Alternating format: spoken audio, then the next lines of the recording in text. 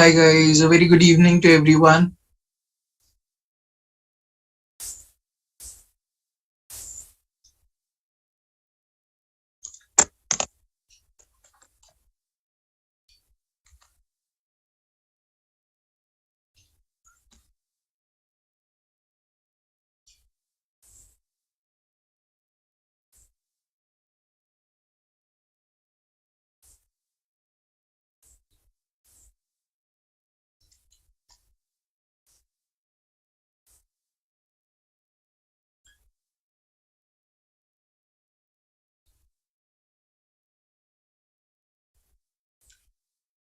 Great then.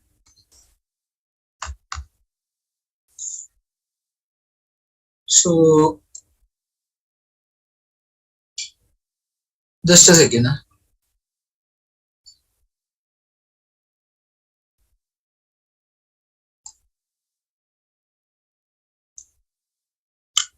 Yeah, so let's begin with a quick recap about what we discussed in the last. So we were talking about few basic lines. So the equation of the line goes by y is equals to mx plus c, wherein m denotes the slope of the line plus c denotes the y-intercept of the line. Y-intercept means where does the line touches the y-axis. Y-intercept could be positive, could be negative, slope could be positive, could be negative. Then we discussed if the line equation of the line is y is equals to x, it will be the line passing through the origin, going upward, having slope 1, angle formed by x-axis, and this line will be 45 degrees. Similarly, y is equals to minus x, you can see on screen already made, and it will be negatively sloped, so it will move down from left to right. Then we said if the line is parallel to x-axis, then the equation of the line will be y is equals to plus c if it is above x-axis, and y is equals to minus c if it is below x-axis. And if it is parallel to y-axis, it will be x equals to plus d, wherein d is a constant. If it is on the right of y-axis, x equals to minus d if it is on the left of y-axis. Now, moving on, and let us talk about few questions based on it. So here is the first one. Try it out and post your answers in the chat box.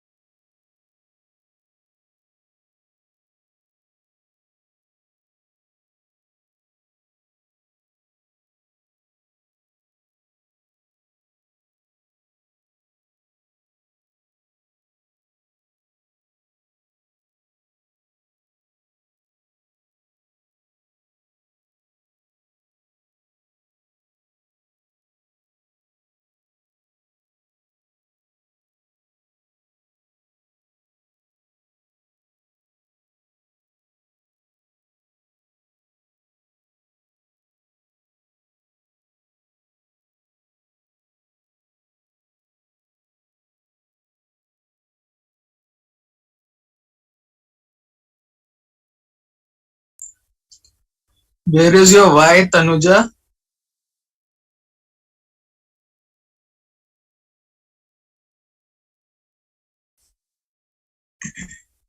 Roaming around, huh?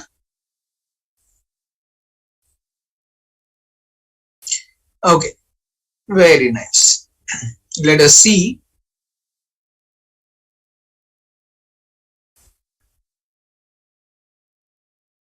Okay. Uh, Jyoti, why so many zeros in the equation?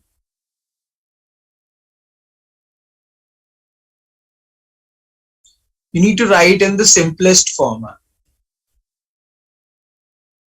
Okay, let us see. So basically we need to figure out y is equals to mx plus c, wherein first of all we'll figure out the slope of the line. So that will turn out to be 20 minus 0 divided by 0 minus 30. This will turn out to be 20 over minus 30, or you can say minus of 2 by 3. That's going to be the slope of the line. Y-intercept is plus c, which is directly given to us as 20. So I'll simply write it as y is equals to minus 2 by 3x plus 20, and that will become the answer to the question. Obviously, we always write the equation in the form of ax plus by plus c is equals to 0. So it totally depends on the option choices which will be given. Right now we don't have option choices, but still you should know that this is the final correct answer to the question, which basically can be taken as LCM, and then you can solve it over and get the final answer in place.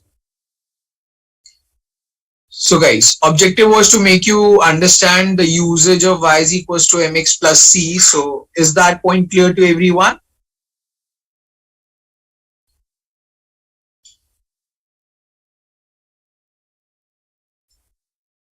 Awesome. 30 seconds to note down the idea, and then we'll move on.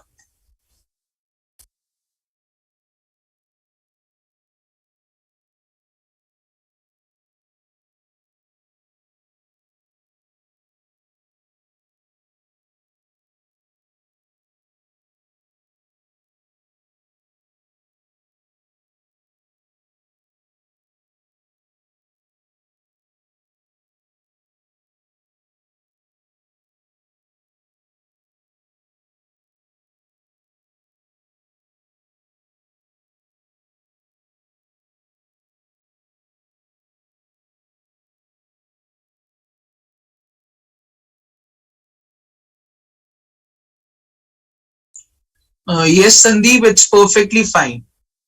No problem in that.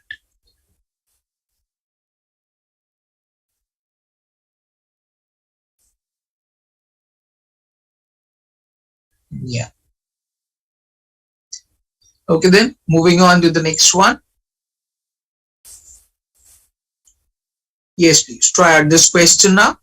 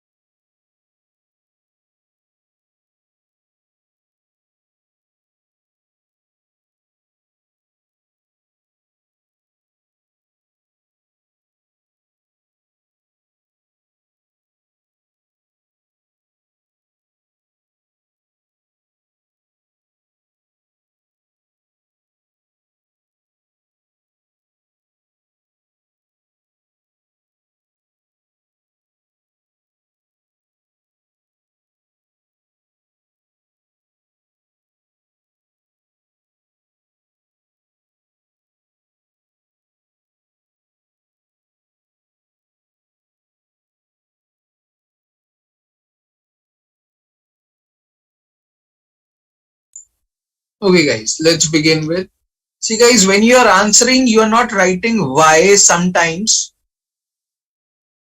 So it's very obvious that you need to write y as well. So don't skip that y.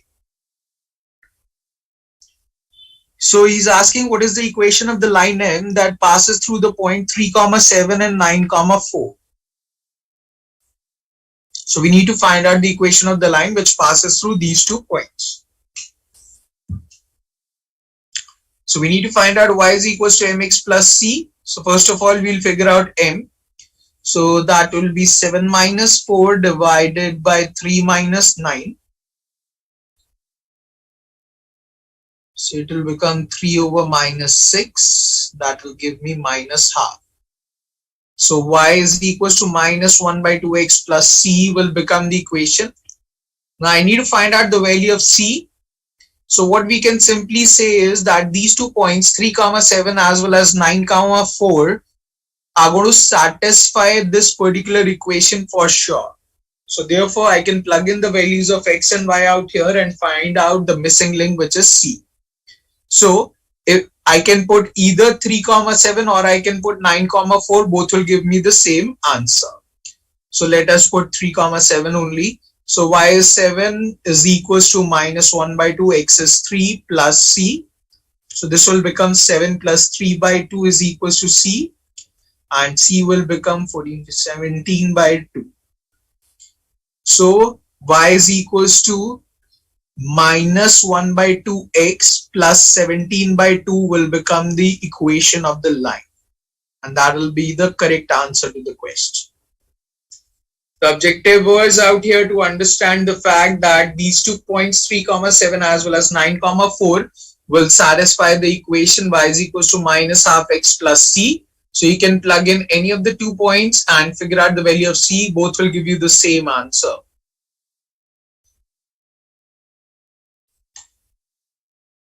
So guys, does the question make sense to everyone?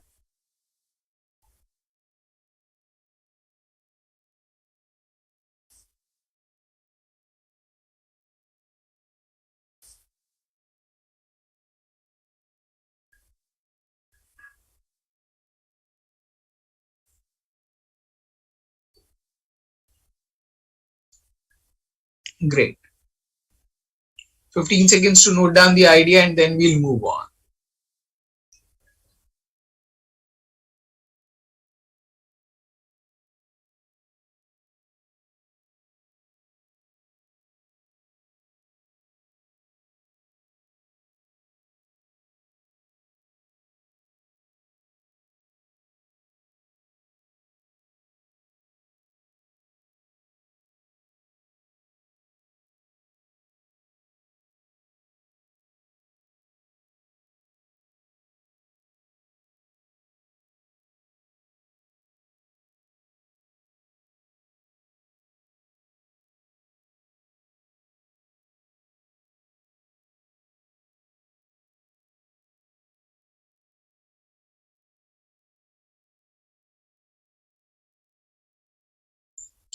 Okay guys, moving on now.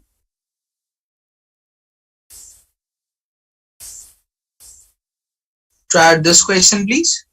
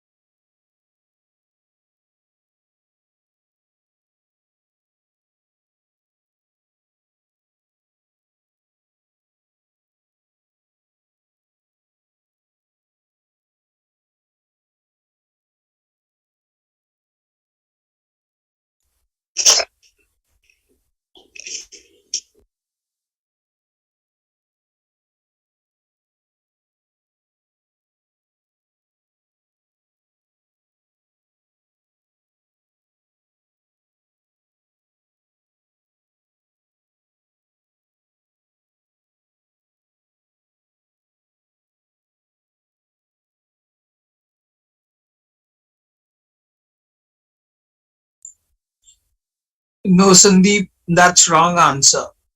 6.5. Oh, sorry. 6 comma 5 by 2. Okay. I'm so sorry. I thought you have written, yeah, I thought you have written 6.5 comma 2. Sorry. Okay.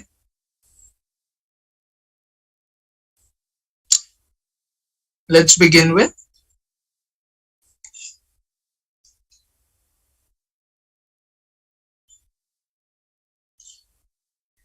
So basically, a bit of the information is given in the graph, means figure, and bit of the information is given in the statement. It says lines L1 and L2 passes through the origin as shown, and line L3 having the equation x equals to 6 cuts the line L1 and L2 at point P and Q respectively. So the point is, if this is the equation with x equals to 6, then the coordinates of Q will be 6 comma some y, coordinates of R will be 6 comma some y1, and coordinate of P will be 6 comma y2. X coordinate of all the 3 points will remain same as 6, and y will keep on changing as we move up. Now it says if the point R is the midpoint of the line segment PQ and the line L1 has a slope half. So slope of L1 is given to us as half. Now the point is, this half is going to be equals to the slope passing from the points P as well as the origin O.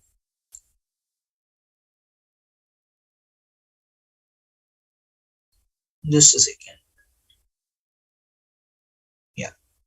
So if the points are P and O, the slope will be y2 minus 0 divided by 6 minus 0. And upon solving this expression, we'll get y2 as 3. So this coordinate will become 6 comma 3. Similarly, when we solve this, the slope of the line L2 is given to us as 1 by 3. So this is going to be equals to y minus 0 divided by 6 minus 0. So this will become 1 by 3 is equals to y by 6, which gives you the value of y as 2. So this will become the coordinate as 6 comma 2. So this is 6 comma 2, this is 6 comma 3, and this is the midpoint. So by using midpoint theorem, it will become 6 comma 3 plus 2 by 2, which makes it 6 comma 5 by 2. That's going to be the correct answer.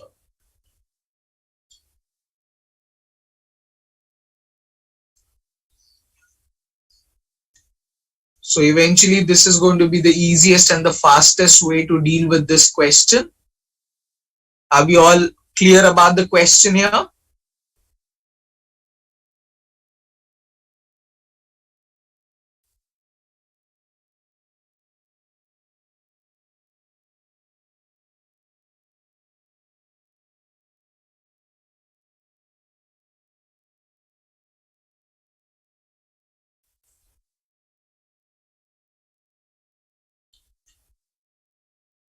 Great, then 30 seconds to note down and then we'll move on.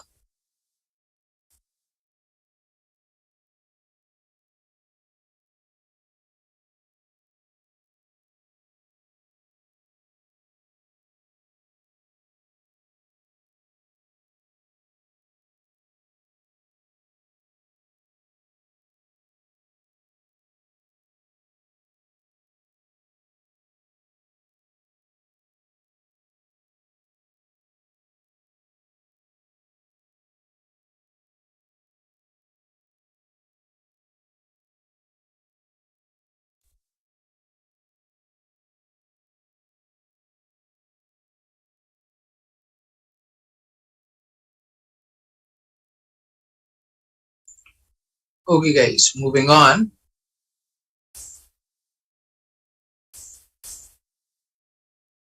Yes, please. Now try out this question.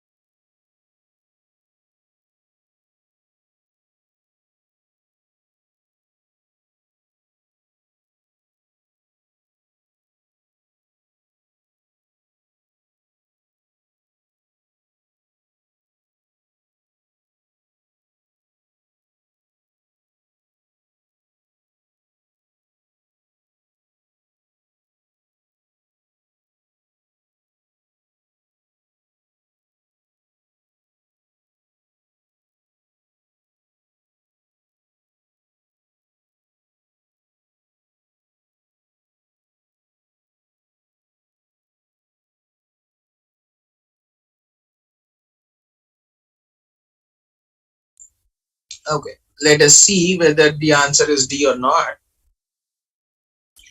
So we know it's a data sufficiency question. Just a second, guys. So it's a data sufficiency question. We'll be writing D, A, B, C, E first. We are asked what is the slope of line L? What is the slope of line L? So we need to find out a definite answer to the question asked. Statement 1 says that the equation of the line L is y is equals to 4. So if the equation of the line is y is equals to 4, it implies that it needs to be the line parallel to x-axis, and this will be y is equals to 4. Y is equals to plus c. It's going to be the line parallel to x-axis above x-axis. If it is the line parallel to x-axis, then the slope of this line needs to be 0. He was asking what is the slope of the line L. The slope of line L turns out to be 0. Do we have a definite answer to the question asked? Yes. So therefore BCE will be ruled out. The second statement says the line crosses neither the third quadrant nor the fourth quadrant. If it crosses neither the third quadrant nor the fourth quadrant, that means it needs to pass through first and the second quadrant. And if it is passing only through the first and the second quadrant, then the line needs to be parallel to x-axis. And as discussed in the first statement, if a line is parallel to x-axis, its slope needs to be 0. So therefore, in this case as well, the slope turns out to be 0. And do we have a definite answer to the question asked? The answer is yes. So second statement is also sufficient to answer the question asked. Therefore, the correct answer to the question will become option D. Now, a question arises in my mind, that is, this could also be the line which is neither passing through third quadrant nor fourth quadrant. Then why didn't we consider it? So as if the line passes this way, this is also not passing through third and the fourth quadrant, then why didn't we consider these two lines as the aspect? The point is, we are talking about a line which can be extended on the two sides, which means that if we by chance extend these lines, it will definitely pass through either of the third or the fourth quadrant, and that will neglect the idea in the second statement. Moreover, we also need to understand this fact. Conceptually, slope of the line means inclination of the line with the positive direction of x-axis, that means the angle formed by x-axis and this line. So therefore, definitely if we are expected to find out the angle between this line and the x-axis, then definitely it needs to touch x-axis. In this case only, when we say it is parallel to x-axis, it will not touch, and henceforth the slope will become 0, and that's what we need to consider altogether. So just make sure that we are talking with regards to the word line, and line means it can be extended on the two sides. So that is why we cannot consider these two shapes. It has to be only this way. Are we all clear about this idea?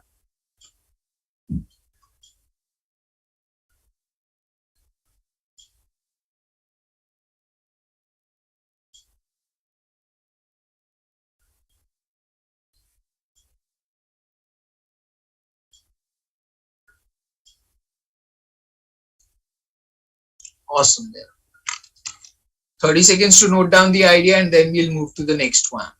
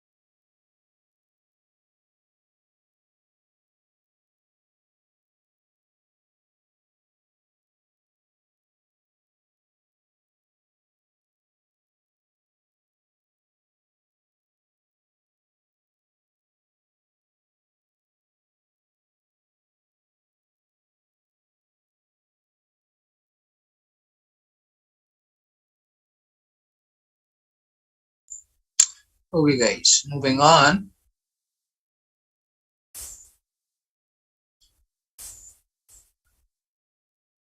Yes, please try out this question now.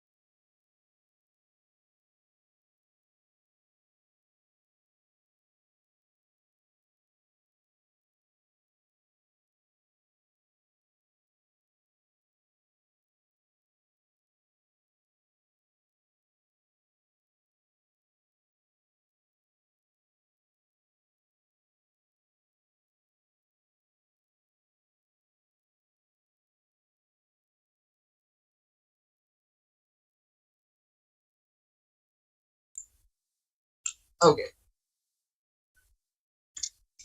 great then.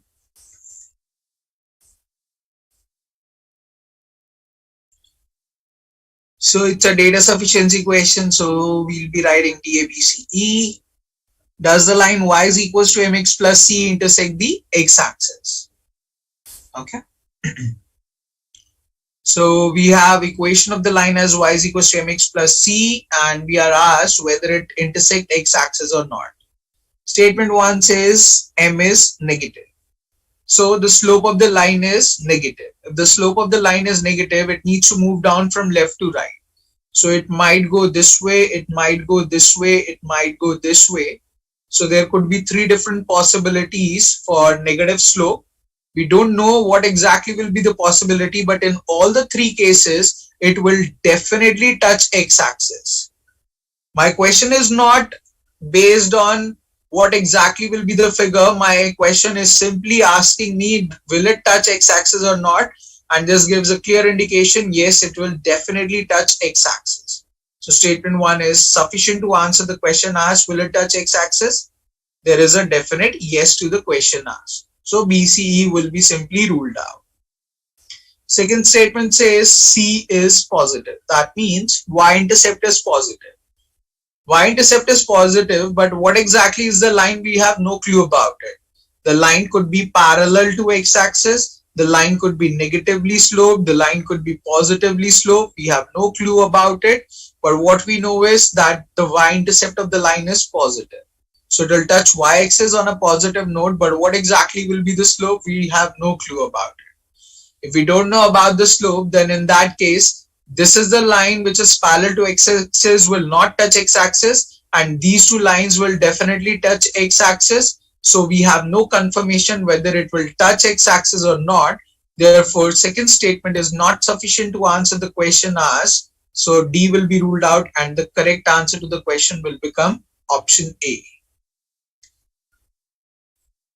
So guys, am I clear about the question here?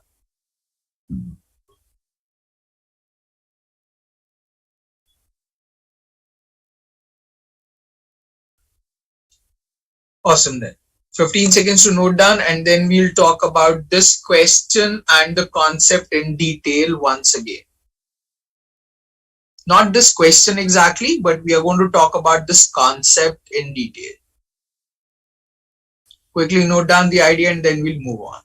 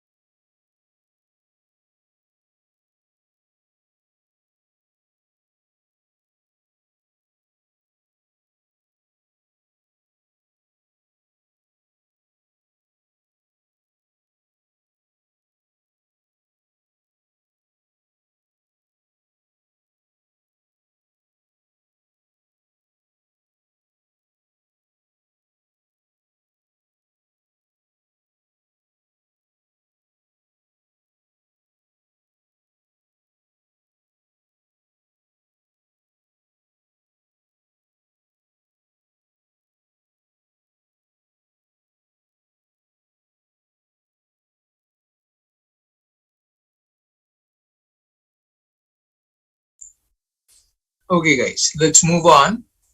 Basically the point is that this question gives rise to a particular concept actually. Now what is it all about? Let us discuss that in detail.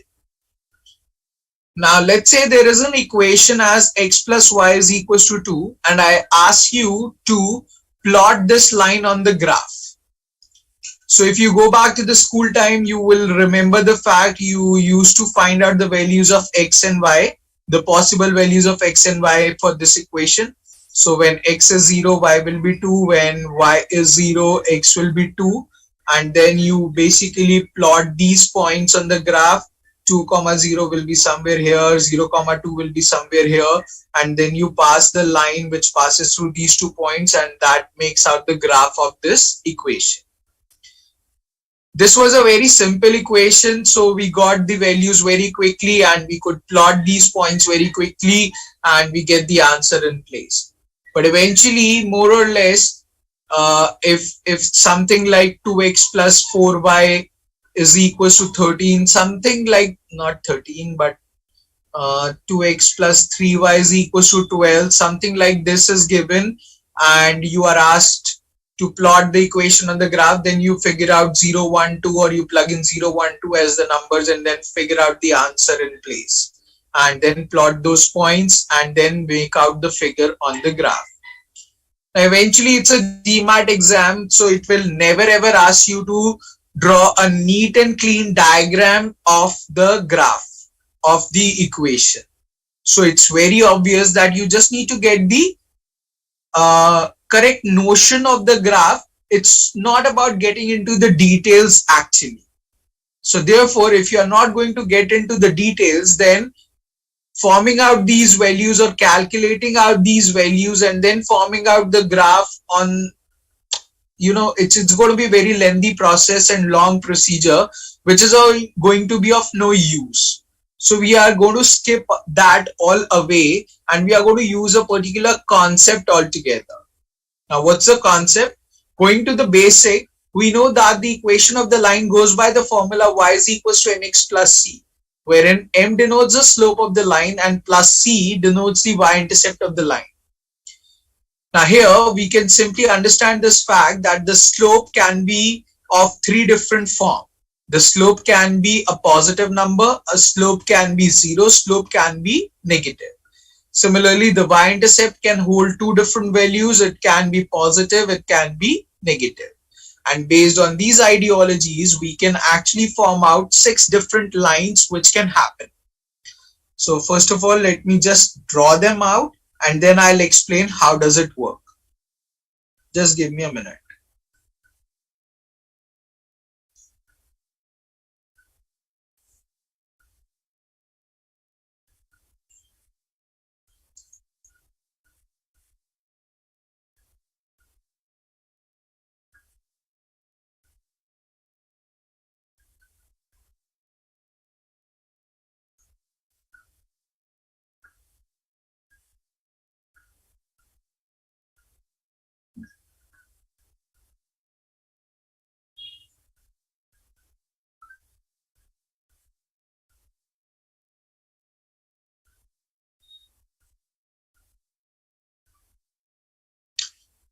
Now basically the point is these will be the six lines which you will encounter based on slope being positive, negative, zero, y-intercept. Oh, sorry. Let me wait a second.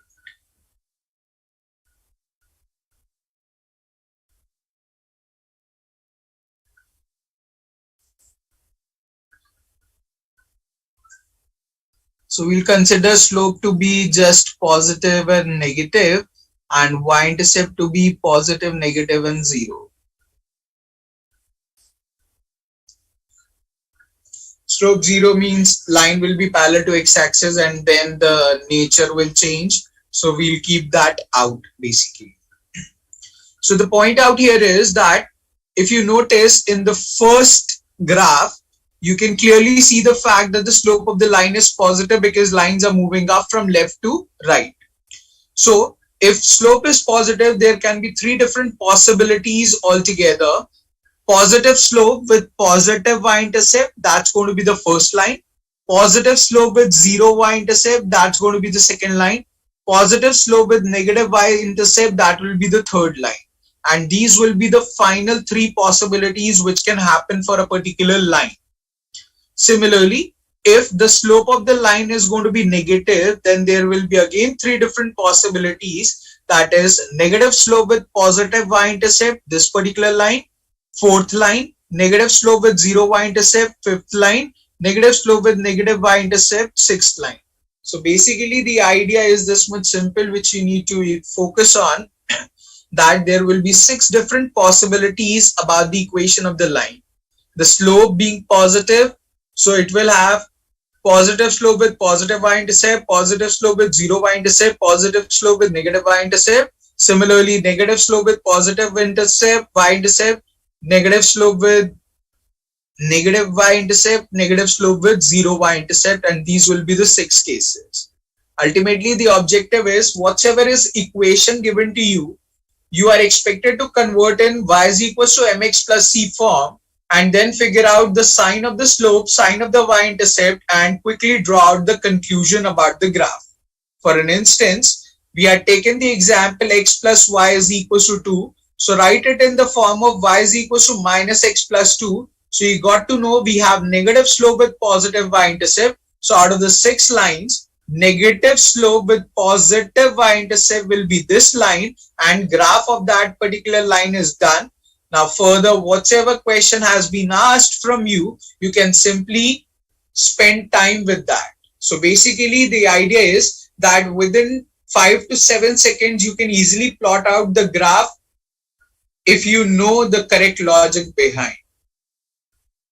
So guys, does this concept make sense to everyone?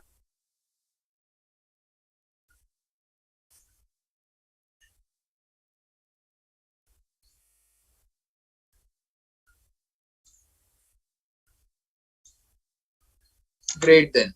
Take a minute, digest the idea, note it down, and then we'll move on.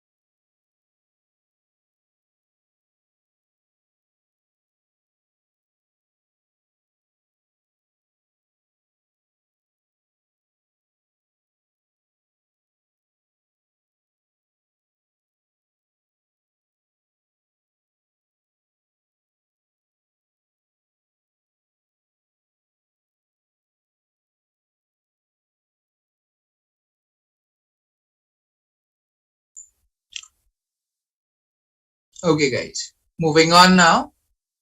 Now, basically, this was the basic to discuss the idea altogether, wherein now let us introduce the point of inequality in the context of coordinate geometry.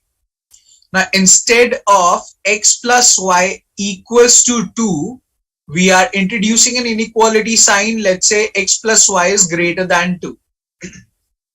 Now, as we know, had it been equality sign, we would have definite answer. That means the line would have been the solution to the question. But now we have inequality sign with us, so we need to find out the range of answers. Now, in this scenario, what happens is, I'm not talking about this question, I'm talking in general. What happens is that after making the graph of the particular line, we just need to see whether the points above this line will satisfy this equation or the points below this line will satisfy. And for finding out that, we basically follow a particular procedure, and that procedure is called as origin test. Now let us understand what basically I'm talking about. The point out here is that the equation of the line is x plus y is greater than 2. So first of all, we are going to take it as equals to sign only and plot the line on graph. So this will be y is greater than minus x plus 2. So we got to know it has negative slope with positive y-intercept. Negative slope with positive y-intercept means the graph will look like somewhat this way. Negative slope with positive y-intercept.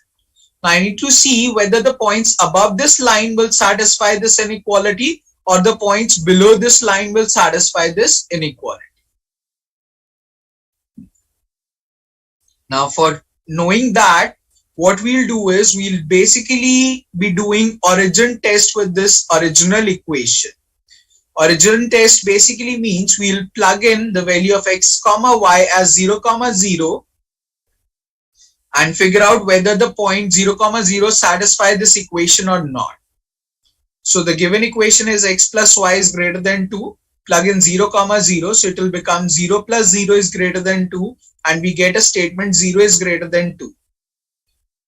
Now what we need to see is 0 comma 0 is a point which lies on the left hand side of this line.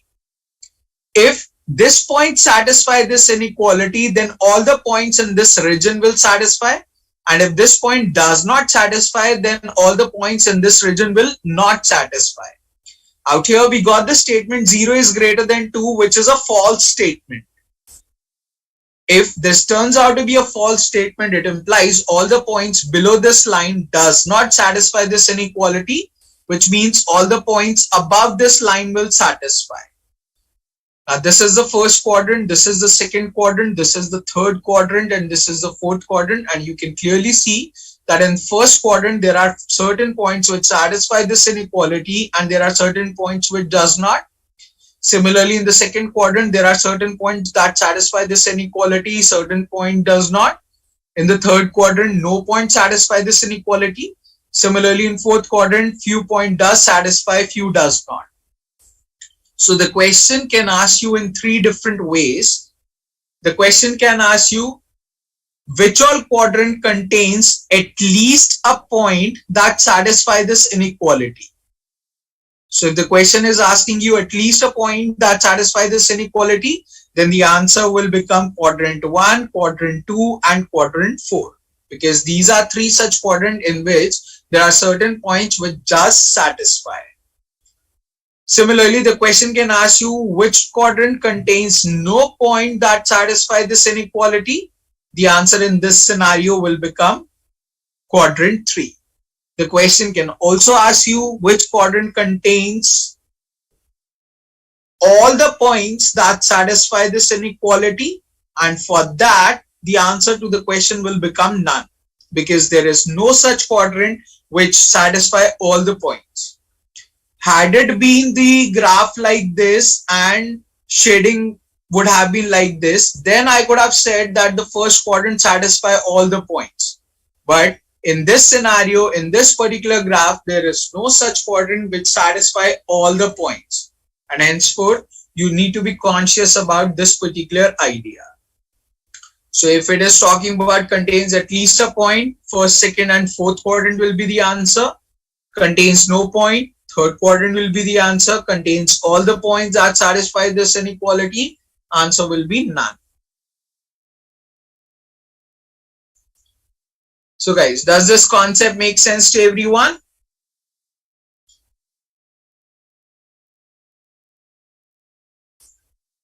Great then. Note down the idea and then we'll do a particular question based on it.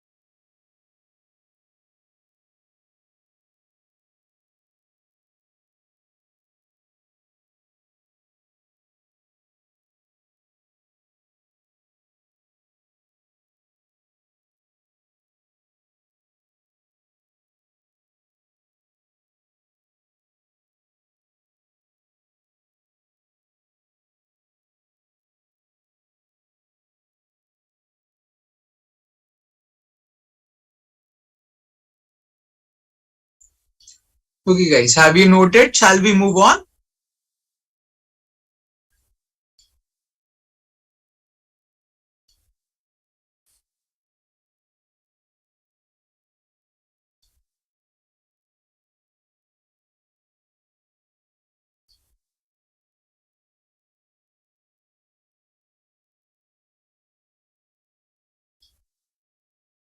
Okay.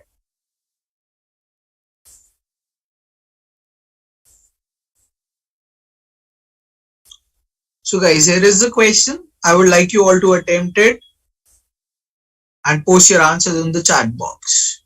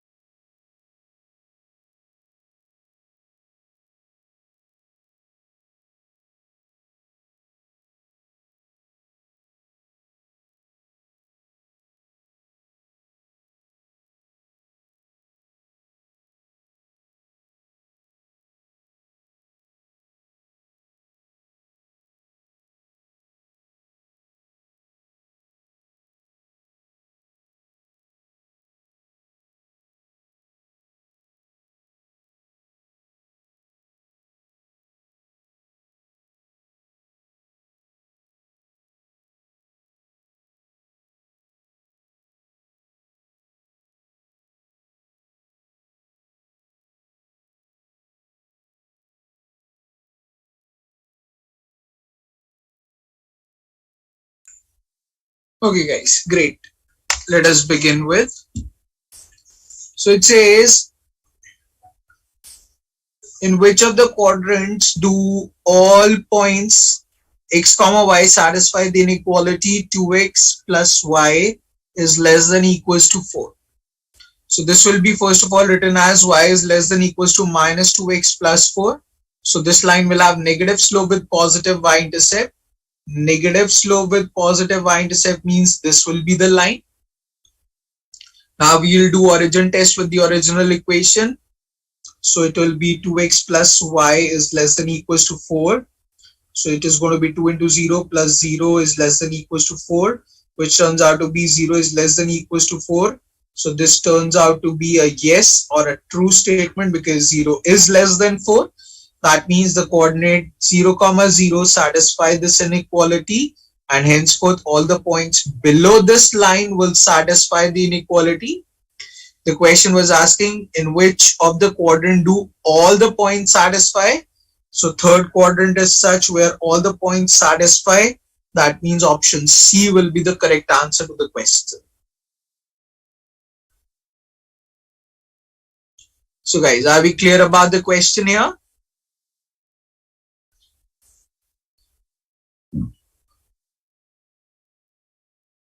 Great.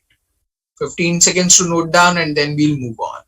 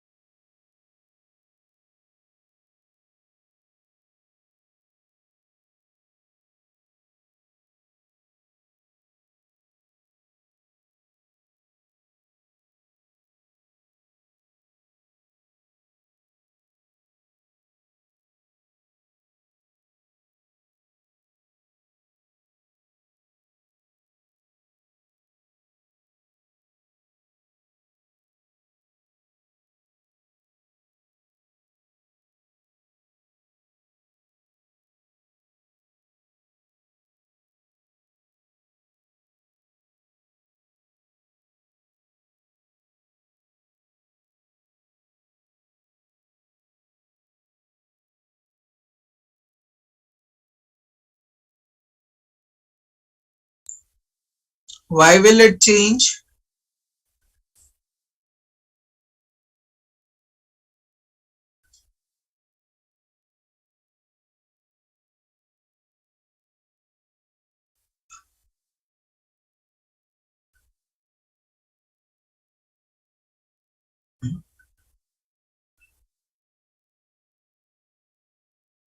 We are not putting negative on the next side. We are taking 2x to the other side, and by rule if we take anything to the other side its sign changes. But we are not multiplying the equation with negative 1. If we would have multiplied the equation with negative 1, then we would have changed the sign. Not in this case.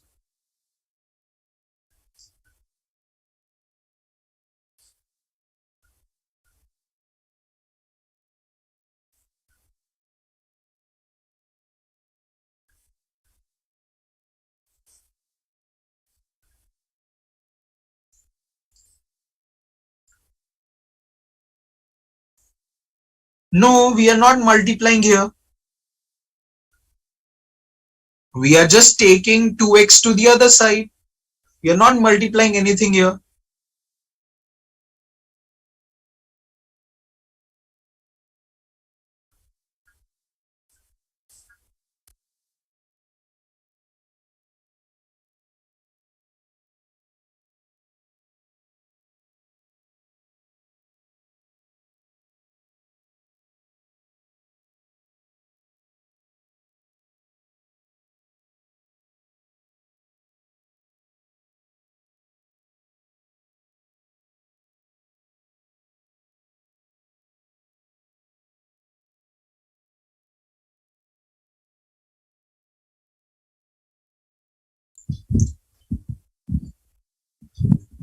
Now here when you say we have done this by multiplying, we means we in the class or you in your school time?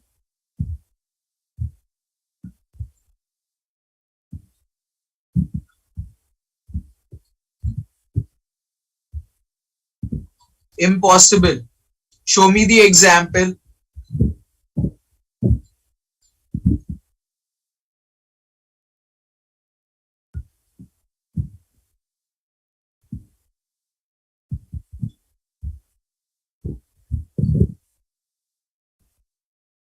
Take the screenshot of that, or take the snapshot or snap of that and send it over to me in Viber.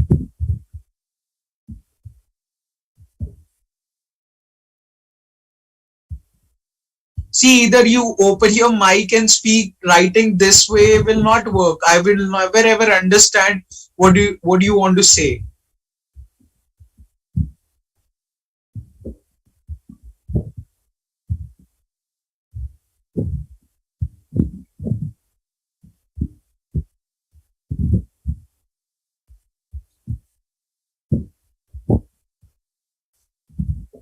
See, I can simply explain this fact here.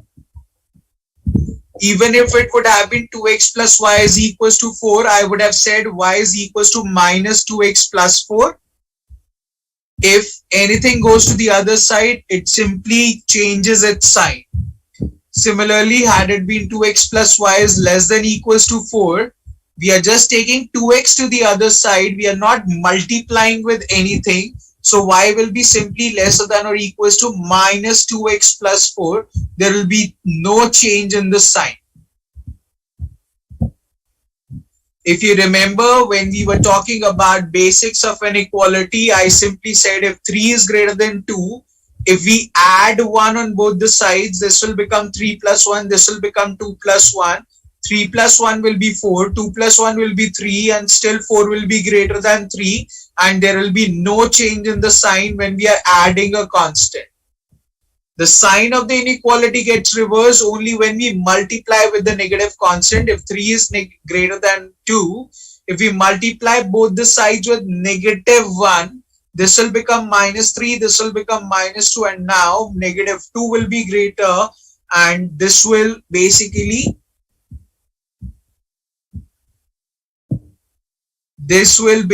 change the sign. No, taking to the other side does not mean you are multiplying.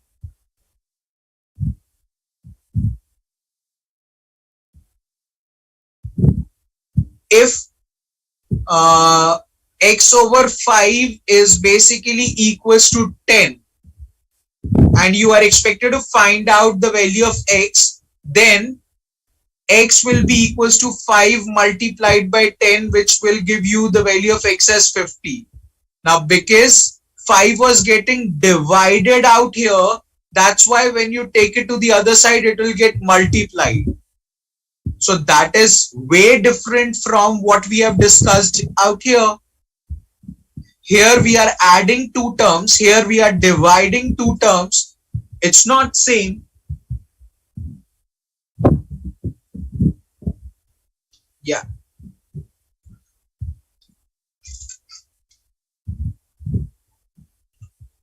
Great then. Moving on to the next question, guys.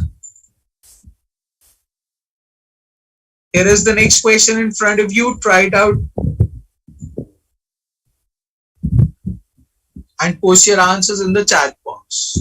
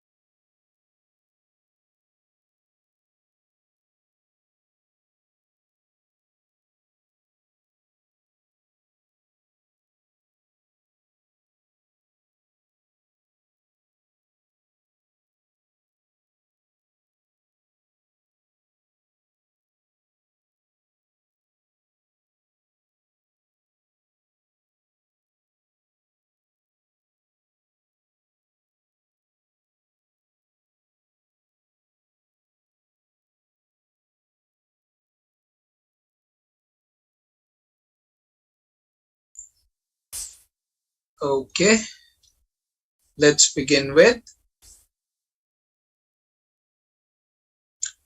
Now it says if the line M cuts x-axis at minus 40, 0 and y-axis at 0, 70, then how many points on the line segment have coordinates that are both integers?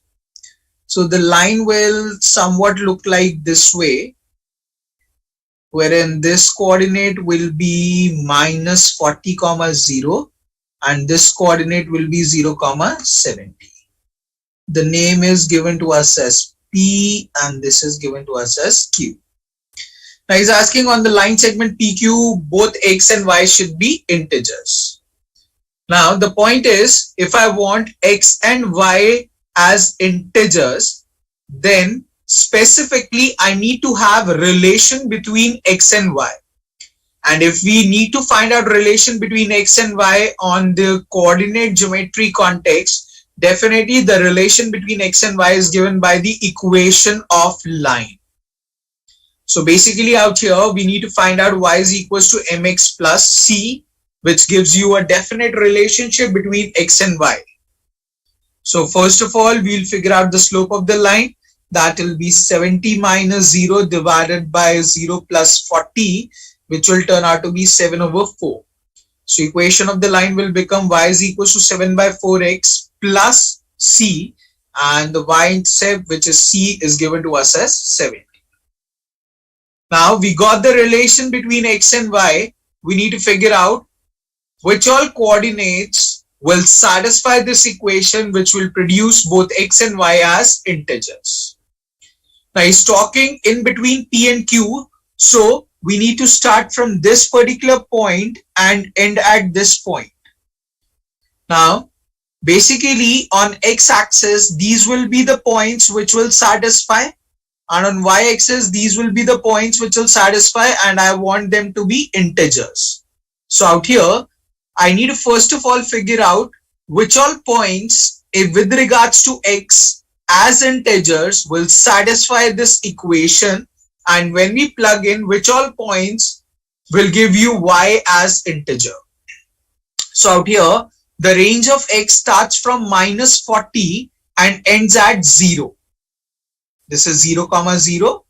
So the range of x starts from minus 40, ends at 0. So I need to plug in the value of x from minus 40 to 0, and we need to have y as integer. Now if I want y to be an integer, my right hand side upon solving should be an integer, wherein 70 is an integer. If 7 by 4x also turns out to be integer, then my purpose will be served. Now, in order to have 7 by 4x to be integer, then definitely this x needs to be cancelled out with this 4 so that it produces an integer, because plus 70, which is already an integer, and we know integer plus integer will produce an final integer. So that means this x should be a multiple of 4. From minus 40 to 0, the multiples of 4 is going to be minus 40, minus 36, minus 32, and so forth till 0. And we need to count how many such numbers will satisfy. So there will be 11 numbers that will satisfy this situation.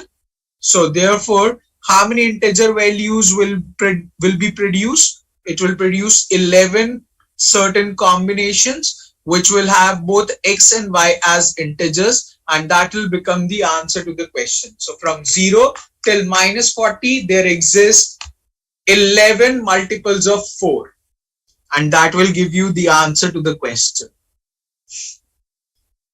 So basically the point is, you need to find out the relation between x and y. The relation between x and y can be figured out by the equation of the line. Once you get the equation of the line, you just need to see which all integer values will satisfy this equation.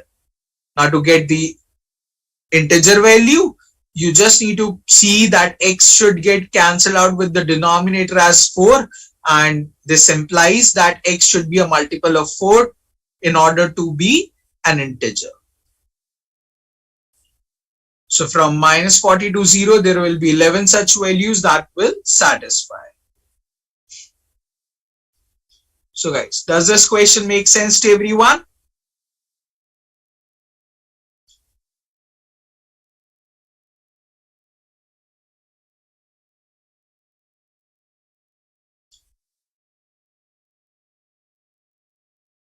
Awesome then. Quickly make a note of it and then we'll move on.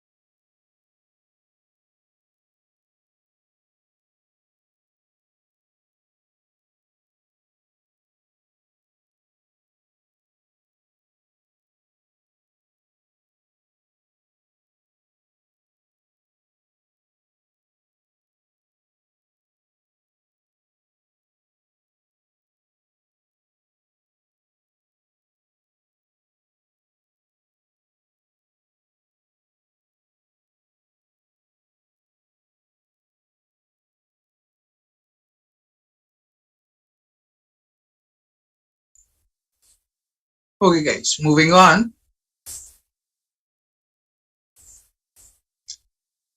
Now guys, try out this particular question.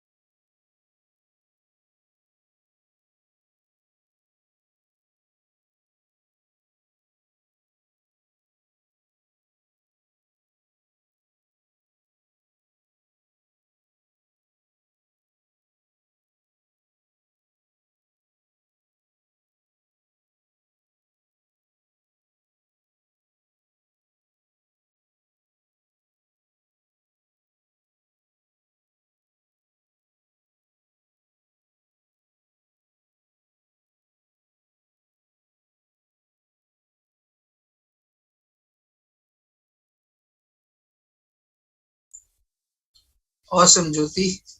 Very nice. Let us see what exactly is the correct procedure. Data sufficiency, so you'll be writing DABCE. It says the lines L and M are in the XY plane such that neither of the lines is parallel to X or the Y axis. We are asked, is the X intercept of line L greater than that of line M? Okay. Statement 1 says that the Y intercept of line L is greater than that of M. Okay. So if I make out the graph somewhat like this,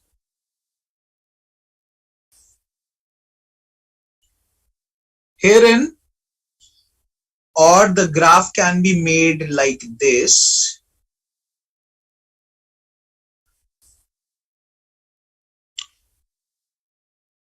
We are just talking about the first statement only, wherein it says that the y-intercept of L is greater.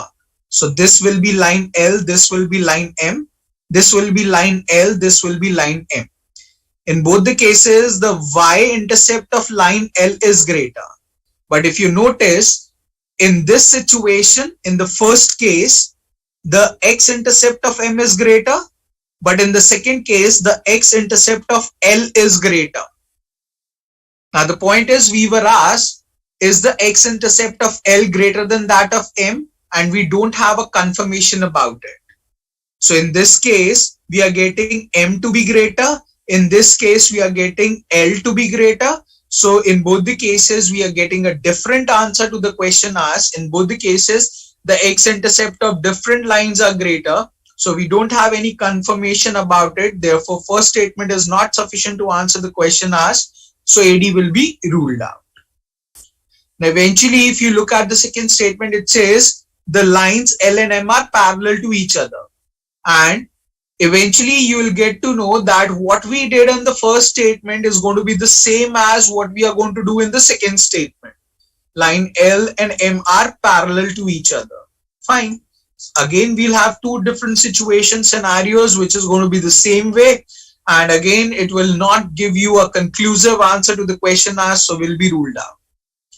What we got in statement 1 is similar to what we got in statement 2, and it is not giving you a definite answer. So even upon combining the two statements, you don't get any definite answer to the question asked. So it will again get ruled out, and the correct answer to the question will become option E. None of the statement is sufficient to answer the question asked. Eventually, this will come with practice. This question is going to be about 50 or 51 level, which is going to be the maximum one. It will come with practice only when you will solve such questions starting from the beginning, and slowly and gradually you'll evolve with it and you'll get the knowledge and heck of it, and you will definitely crack it in the first go. But for that, you just need to have a good control over the concept and it will work definitely. But anyways, are we all clear about the question here?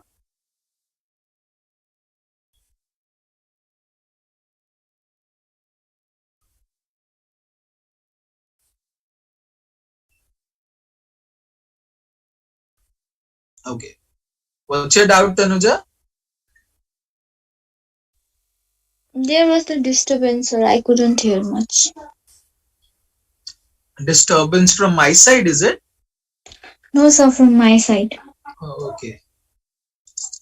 So basically the point is, the question is saying the lines L and M are in the XY plane such that neither of the lines are parallel to X or the Y axis. We are expected to find out is the X intercept of the line L greater than that of M.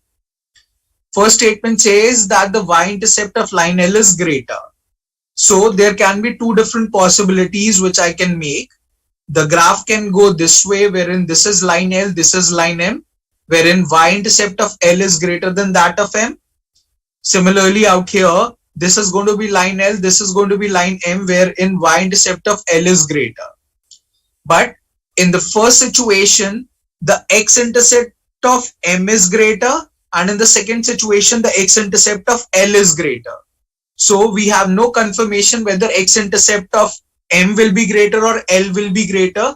So there is no conclusive answer from statement 1. So it will be ruled out. If you move to statement 2, it says the lines L and M are parallel to each other. If the two lines are parallel to each other, you will eventually see it will give you the same answer or the same result which we have done in statement 1. So therefore, there is no new additional information which is given in statement 2. So again, we will not be able to find out a conclusive answer in statement 2 as well, because it is as same as statement 1. Now statement 1 got failed, statement 2 got failed. So we need to combine the two statements. Upon combining this two statement 1 and 2, we again don't have a conclusive answer because nothing was provided in addition to it. So therefore, the answer to the question will become E. We cannot conclude whether x-intercept of L is greater or M is greater. Got it now? Perfect.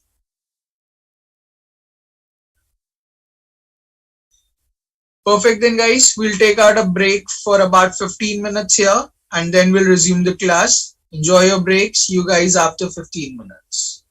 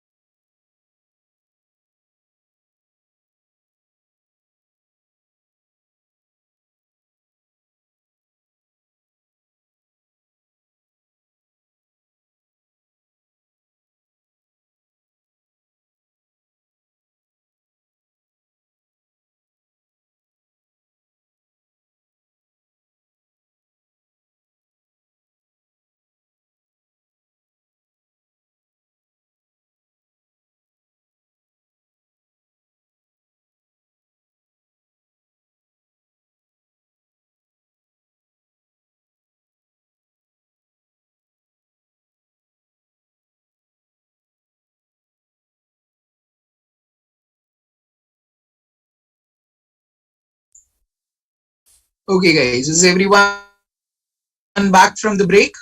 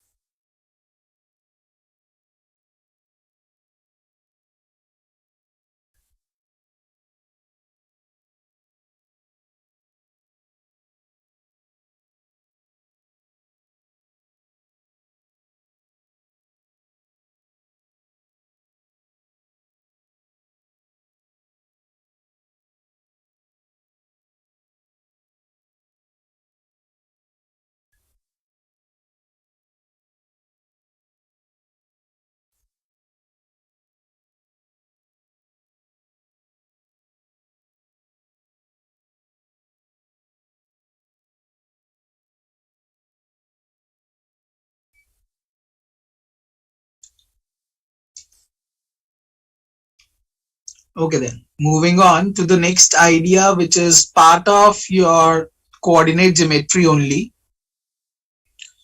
The idea is about reflection of a point along the four basic lines, which is x-axis, y-axis, then x equals to y, then y is equals to minus x. Now, before we move on to the idea altogether, we will be first of all understanding the concept of mirror. So the point is, if this is the mirror and this is the object, let's say the object is you only, so you are looking into the mirror. If you are looking into the mirror, then you will be looking straight forward with your eyes, and this is the mirror, and your image will be formed somewhere out here. The distance between you and the mirror is going to be the same distance between your image formed and the mirror. So the idea is, altogether what you need to understand is that the image formed is always in front, bang opposite of the object, and henceforth makes out a 90-degree angle with the mirror. So this is the object, and this will be the image formed of that particular object. So out here it will form out a 90-degree angle, and the distance between you and the means the distance between the object and the mirror is going to be the same distance between its image formed and the mirror. So what I can see is that this mirror will act as the perpendicular bisector of the line segment PP dash if I look into. So PP dash, if that is a straight line, then mirror will act as the perpendicular bisector of the line segment PP dash. That means the distance, or let's say the length OP, is going to be equals to the length OP dash. Now here in your exam, the question will not talk about reflection of a point, or will not talk about mirror images as the concept. The question will actually uses the word perpendicular bisector, and henceforth you will be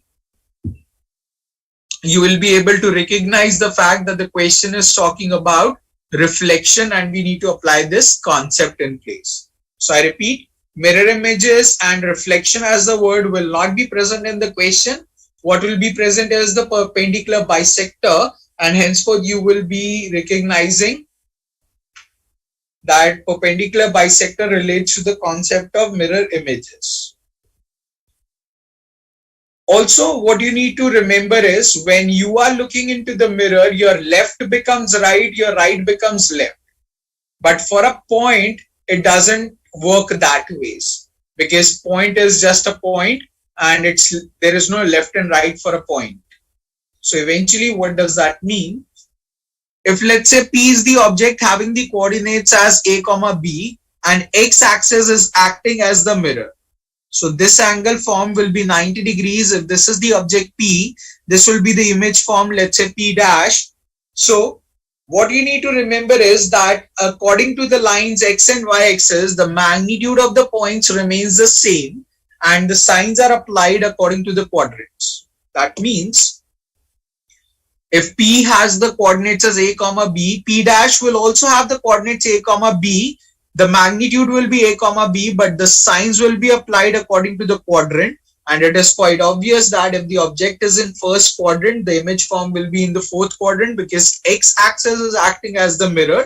So therefore, the magnitude of P dash will be a comma b and the signs will be applied according to the quadrant 4. And in quadrant 4, x is positive, y is negative, so it will become a comma minus b. Does that make sense to everyone?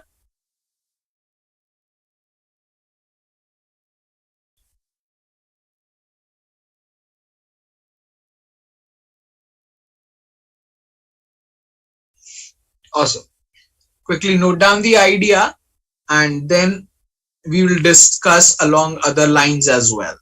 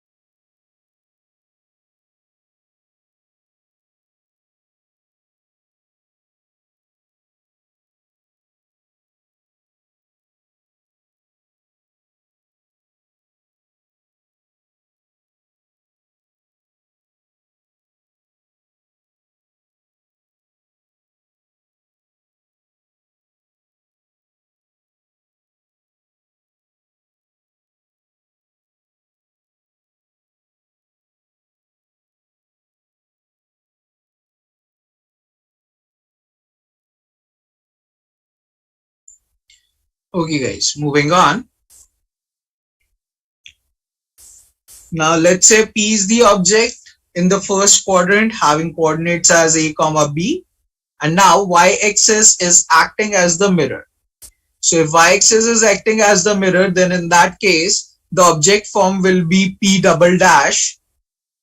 According to the line y-axis as well, the magnitude of the points will remain same and the sign will be applied according to the quadrant. So in the second quadrant, the coordinates are going to be negative comma positive. So therefore it will become minus a comma b. So for the object P having the coordinates a comma b, according to the y-axis, the image form will be P double dash having coordinates minus a comma b. Magnitude will remain same. Sign will be applied according to the quadrant.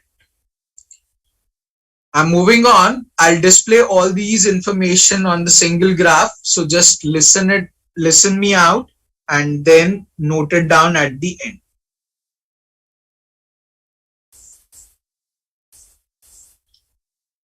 Now, if let's say P is the object having the coordinates a comma b and mirror is placed at the line y is equals to x. Simply remember, when mirror is placed at the line y is equals to x, then to find out the mirror images,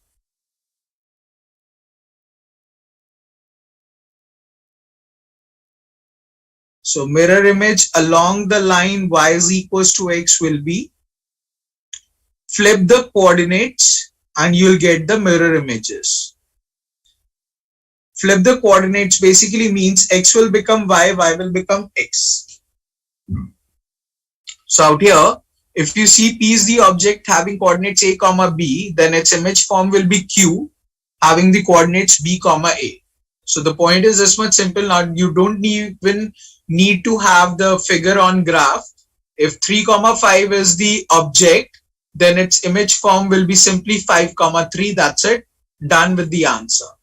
Similarly, if the object is as minus 3 comma 5, then its image form will be 5 comma minus 3. So basically you are just expected to flip the coordinates and you will simply get the mirror images in place.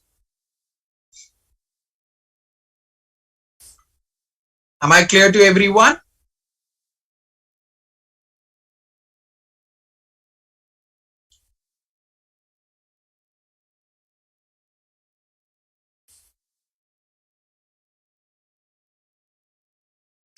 Quickly note down this idea and then we'll move on.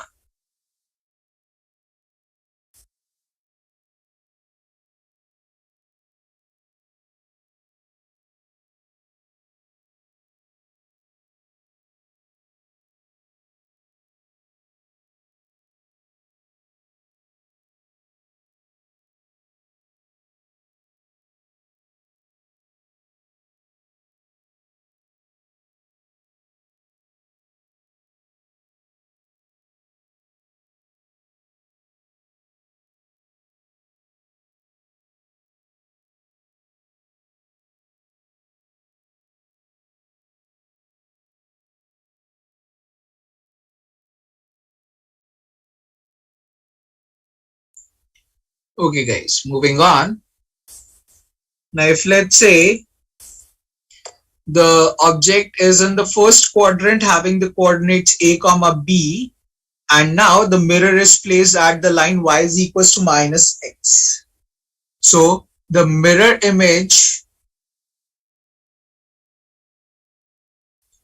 along the line y is equals to minus x will be simply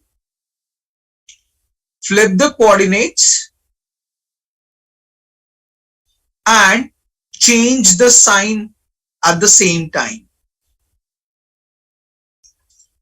So if the coordinates were a comma b, you need to flip the coordinates as well as change the sign.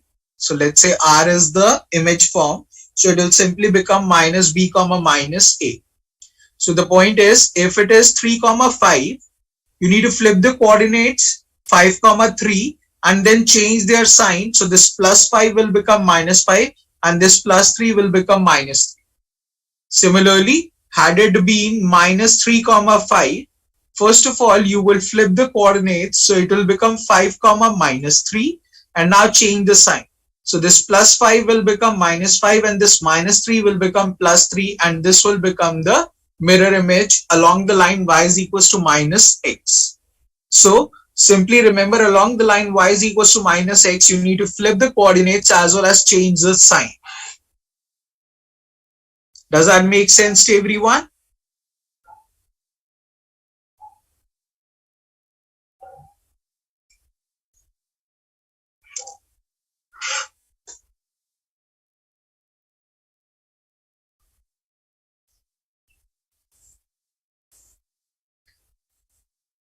Quickly note down the idea and then we'll move on.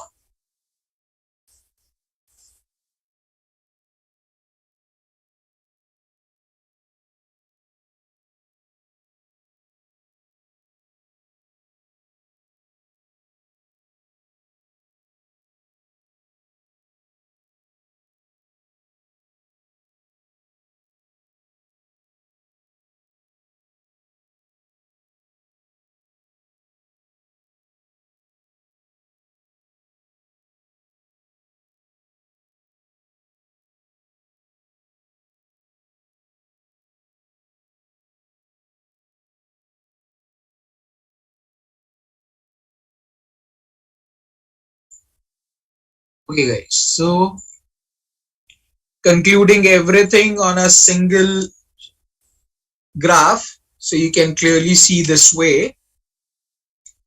So if P is the object and mirror is placed at x-axis, then P dash will be the image form.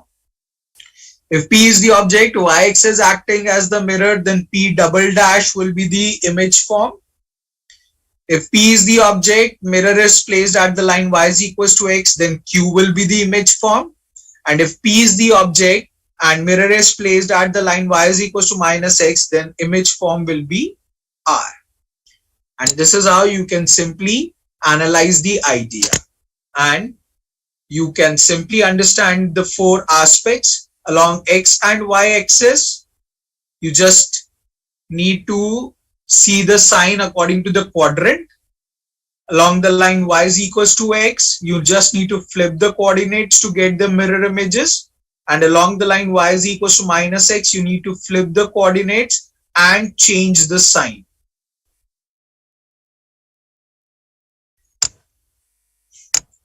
So this is basically more or less the concept. Are we all in sync with it?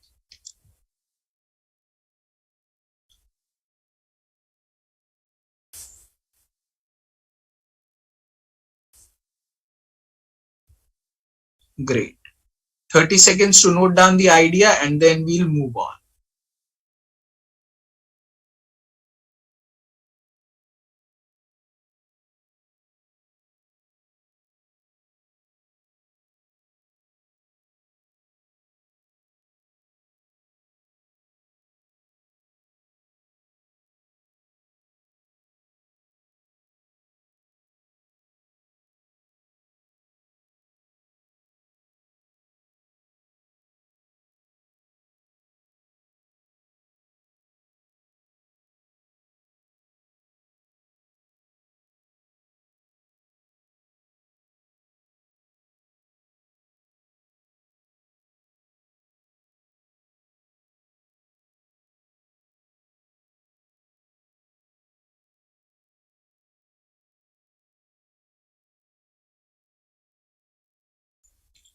Okay guys, moving on now. Let us see the question based on it. So guys, here is the question. I would like you all to attempt it and then we'll discuss at length. Try it out.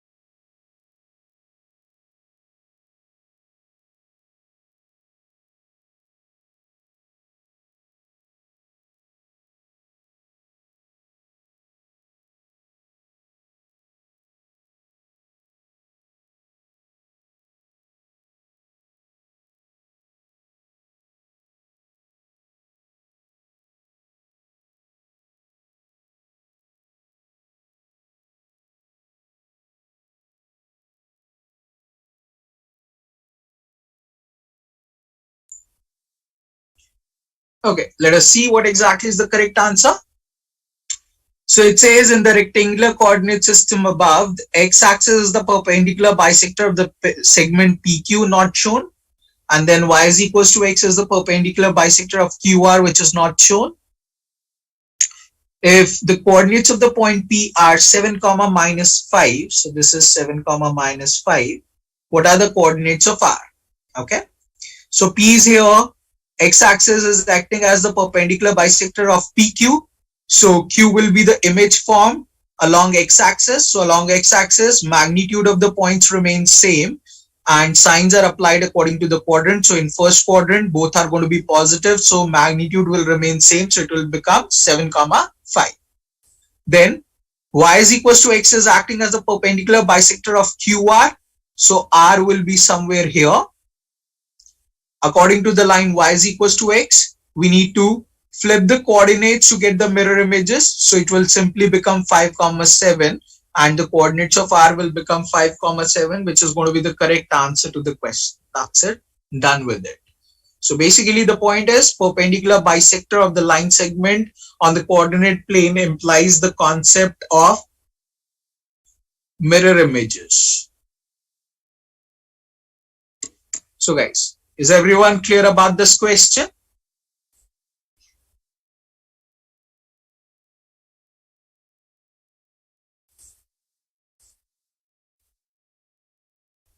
Awesome. 30 seconds to note down the idea, and then we'll move to the last concept in coordinate geometry.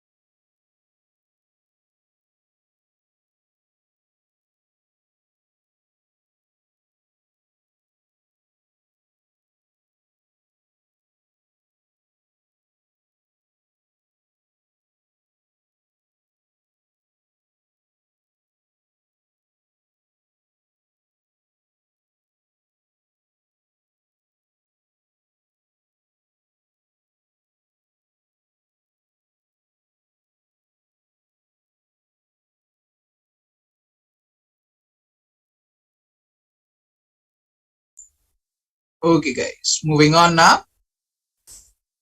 So the last idea in place is the concept about functions.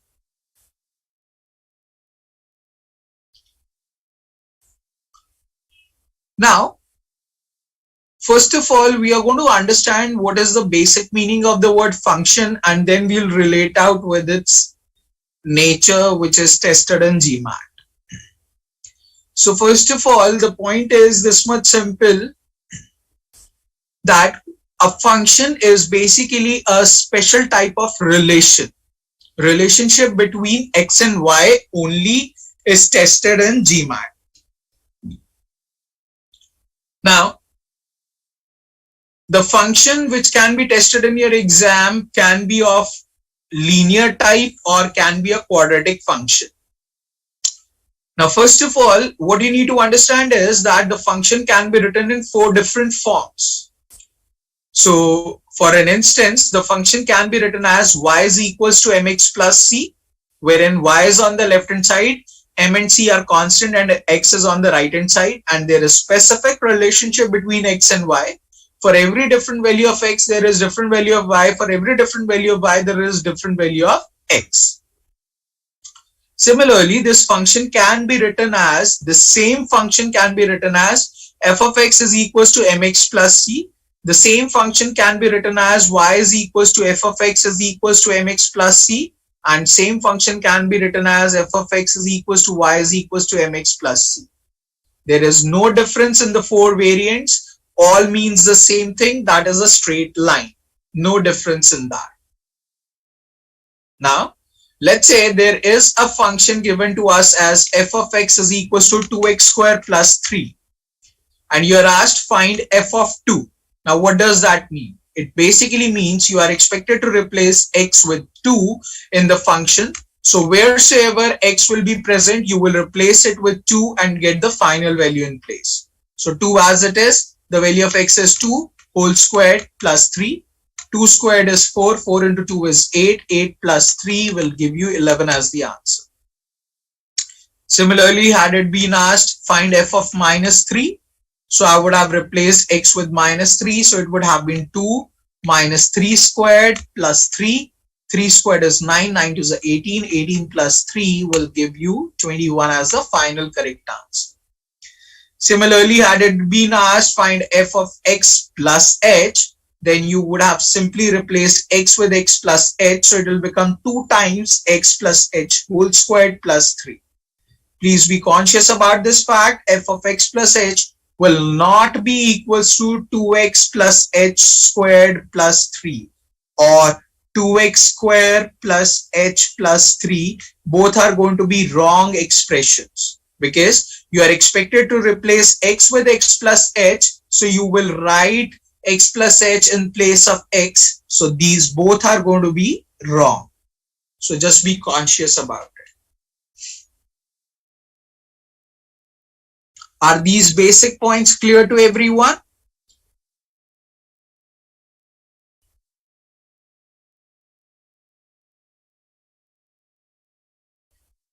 Yeah, one more thing. Instead of f of x, you can be given with the statement p of x, g of x. Doesn't matter whether f of x, p of x, g of x is written. It's all going to represent the context of functions. So this is the way of writing a function: f of x, g of x, p of x, q of x, anything like this. 15 seconds to note down the idea if you wish to, and then we'll talk in detail about quadratic functions, because linear functions have been already discussed in detail. We have already discussed the equation of the line and how to present it, and everything has been discussed. So we'll switch over to the quadratic functions. Quickly note down the idea and then we'll move on.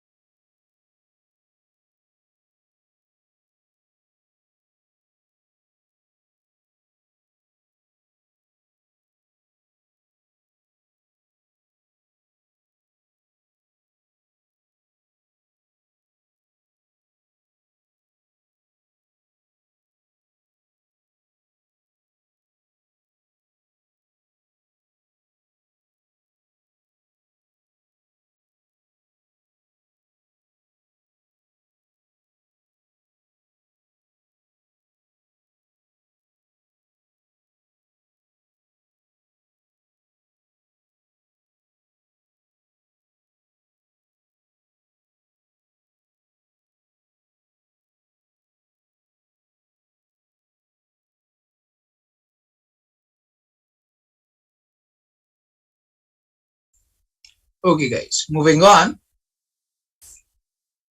First of all, giving you a very brief idea. As we know, when linear functions are plotted on the graph, they are basically, or they basically form a straight line. In a similar context, when we talk about quadratic function being plotted on the graph, they make a U-shaped curve and they are basically called as parabolas. So when quadratic functions are plotted on the graph, they look like a U-shaped curve. It could be a proper U or it could be inverted U-shaped curve. Doesn't matter. It totally depends on certain facts. So basically the idea is that they are called parabolas. Now slowly and gradually, let us talk about these points in detail. Now, a quadratic function, which is basically known as parabolas, are written in a generic form as y is equals to ax square plus bx plus c. Now, simply remember that this a, which is the coefficient of x squared, decides the shape of the parabola. If a is positive, then parabola will be U-shaped curve. Similarly, if a is negative, the parabola will be inverted U-shaped curve.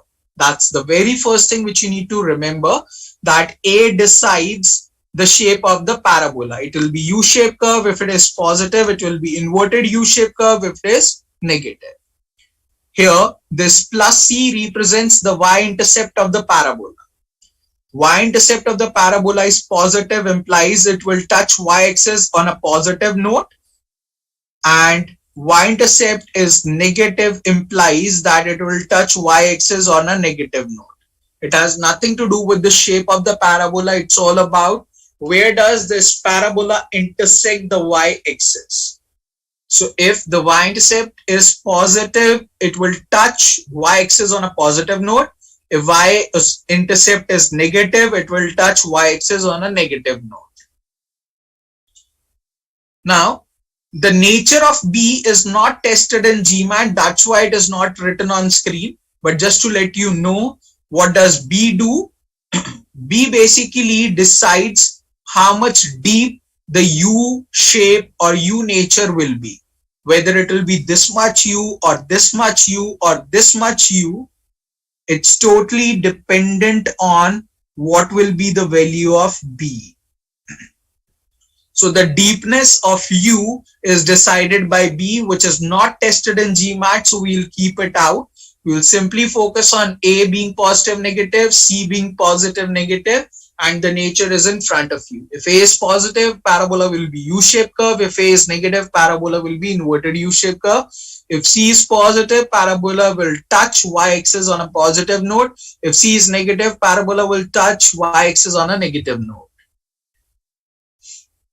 Am I clear till here?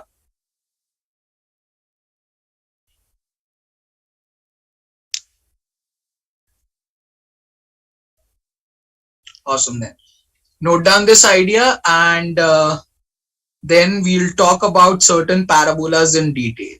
So first of all, note this out.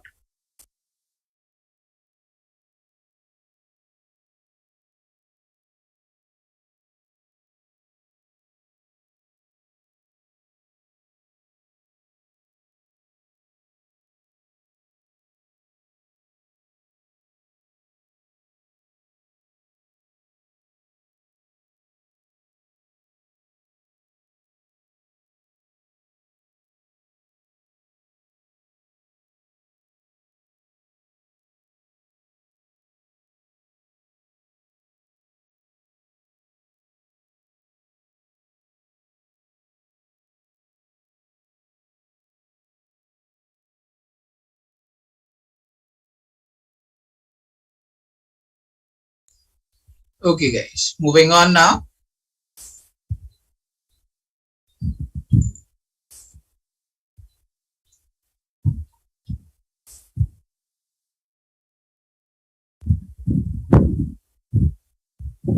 Uh, okay, so I'll be explaining you the concept how it is tested in GMAT and what are the things required.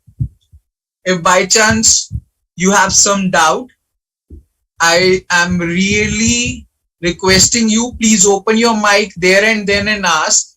Don't wait for me to stop because it's a long thing, 10-15 minutes concern. So please make sure if you have any doubt, if you are unable to understand or relate, open your mic, stop me there and then ask your question and then we'll move on. Please do not rely only on the chat box. Maybe I won't see it. Okay. So make sure if you have any doubt, you are opening your mic and speaking. Now the very first idea is about the graph y is equal to x squared. So you can clearly notice this fact out here when it is y is equals to x squared. Then in this particular case, you can notice the fact because of square of x, whether you plug in x as a positive number or a negative number, ultimately after squaring it up, it will give you a positive answer. And if you plug in 0, it will give you 0 as the answer because 0 square is 0. So when you plot this on the graph, it will look like somewhat U-shaped curve passing through 0, 0. So this will be the graph of y is equals to x squared. So that's your first basic graph. U-shaped curve because A was positive in this case and the minimum point of the parabola, which is also known as the turning point of the parabola, is going to be 0, 0. Now all the preceding graphs I'll be making with regards to this graph only. So it is going to be the changes in this particular nature. If the graph goes by y is equals to x squared plus 2. So there is an addition of a constant in the function. Now you can clearly see when x will be 0, y will be 2. So now the minimum point or the turning point of the parabola will be 0, minus 2. And this will become the minimum point or the turning point of the parabola.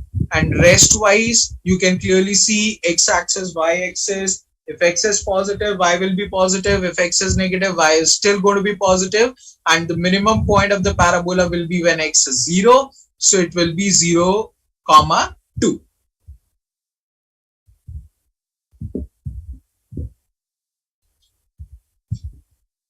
Similarly, if the graph goes by y is equals to x squared minus 2. Now in this scenario, the parabola will actually shift 2 units down from x-axis and the minimum point of the parabola in this case will become 0, negative 2. This is x-axis, this is y-axis. When you put x as 0, y will turn out to be minus 2 and the graph will look like somewhat this way. So in this scenario, you can clearly see that the graph will look like somewhat this way.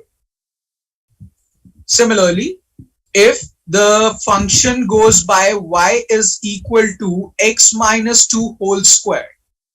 Now, this is different from this particular graph. In fact, let me write x plus 2 whole square first. This is going to be different from the second graph, because second graph was y is equals to x square plus 2, and this graph is y is equals to x plus 2 whole square. Now, if it is the case y is equals to x plus 2 whole square, so to find out the minimum point out here, we will equate x plus 2 whole squared with 0. And this will give me x plus 2 is equals to 0 and x as negative 2. And the coordinate will become negative 2 comma 0, because when x is negative 2, y will turn out to be 0. That's what the meaning is out here. So when you plot this on the graph, the minimum point of the parabola is negative 2 comma 2 0. So this will be the situation of the graph having the minimum point at minus 2 comma 0. That will be the turning point of this parabola. Similarly, if you look at the fifth case, which is going to be y is equals to x minus 2 whole squared. So to find out the minimum point out here, we will equate x minus 2 whole squared with 0, and we'll get x minus 2 is equals to 0, x as plus 2, and the coordinate will become 2 comma 0. So herein the parabola will look like somewhat this way.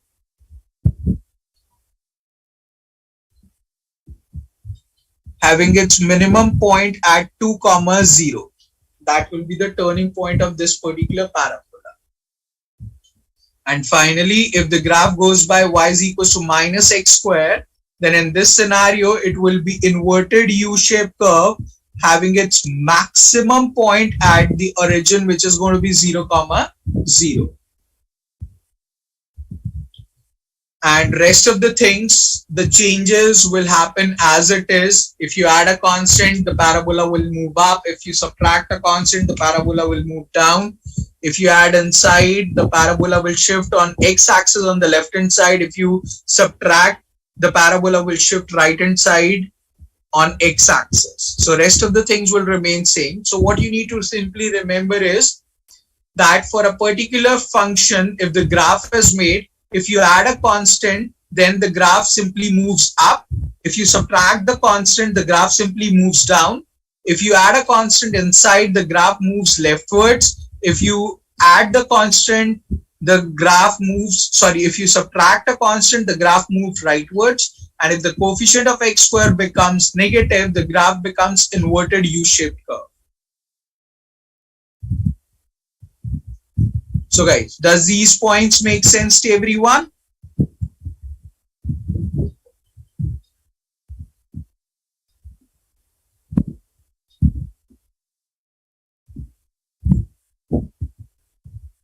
Now the next idea in these graphs we need to focus on is the concept of axis of symmetry. First of all, let us talk about the meaning here. Axis of symmetry is a line which divides a parabola into two equal halves and always passes through the vertex of the parabola. Vertex means the turning point. So I repeat, axis of symmetry is a line which divides a parabola into two equal halves and always passes through the vertex of the parabola. So in the first case, y-axis will become the axis of symmetry. In the second case as well, y-axis will become the axis of symmetry. In the third case as well, y-axis will become the axis of symmetry. And in the final sixth case as well, y-axis will become the axis of symmetry. But in the case number 4 and 5, the axis of symmetry is going to be the line which is parallel to y-axis passing through the vertex of the parabola. So it will be this particular line here, it will be this particular line here. So this is y-axis and this is the line parallel to y-axis. So here this line will be x equals to minus 2 as the axis of symmetry, and this line will be x is equals to plus 2 as the axis of symmetry.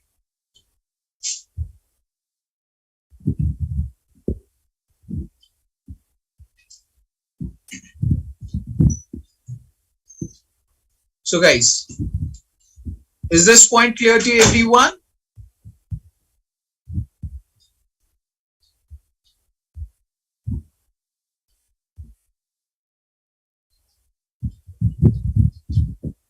Great. So these are the few basic points which you are expected to remember and to notice in the context of parabolas. Take a minute, note down the idea, and then we'll discuss different variants of question which you might encounter in the exam. I'll give you a minute, note down the idea, and then we'll move on.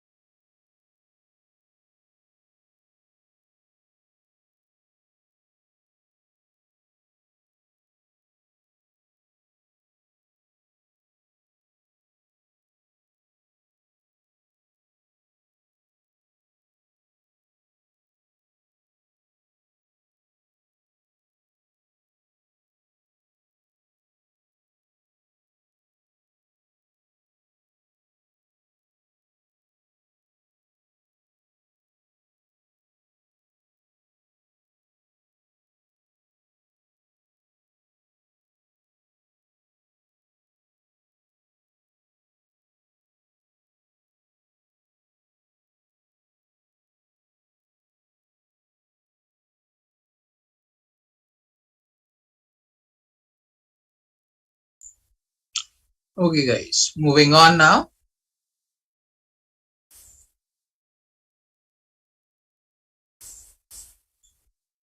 Okay, so this is the first variant of question wherein you are given with the question that for the parabola y is equals to x square minus 6x plus 8 in the xy plane, find the following. You are expected to find out the x-intercepts, y-intercept, the axis of symmetry, and the coordinates of the vertex. So your first doing will be to factorize the given equation. So y is equals to x square minus 6x plus 8 is given to you. So this is a quadratic expression given. So you are just expected to factorize. So it will become y is equals to x square minus 4x minus 2x plus 8. So it will become y is equals to x common x minus 4 minus 2 common x minus 4.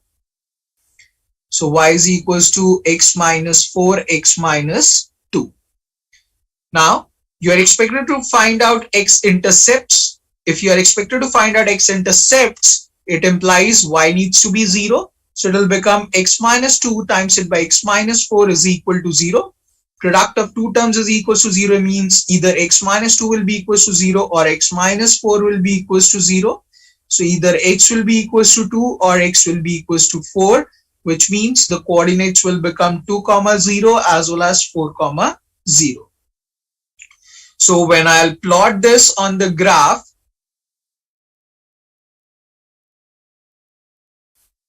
the graph will be somewhat like this, passing through the coordinates 2 comma 0 as well as 4 comma 0. Now I have already mentioned this fact that y is equals to ax squared plus bx plus c is the general equation, wherein this plus c is the y-intercept. So out here the y-intercept will be plus 8 and this coordinate, which is the y-intercept, will be 0 comma 8. So x-intercepts are going to be this one, 2 comma 0 and 4 comma 0, and this will be the answer for the second part, that is the y-intercept, which is 0 comma 8. Now if you notice further, it says x-intercepts and y-intercept. X-intercepts means s is provided at the end of the word, which implies it's not just going to be one, it's going to be more than one. And y-intercept is single, so therefore there will be only single answer. You can notice from these aspects as well. Third is axis of symmetry. So we know axis of symmetry is a line which divides a parabola into two equal halves and always passes through the vertex of the parabola. So this will be the line. If this coordinate is 2 comma 0, this is 4 comma 0, then this line needs to pass through the midpoint of it, so it will become 3 comma 0.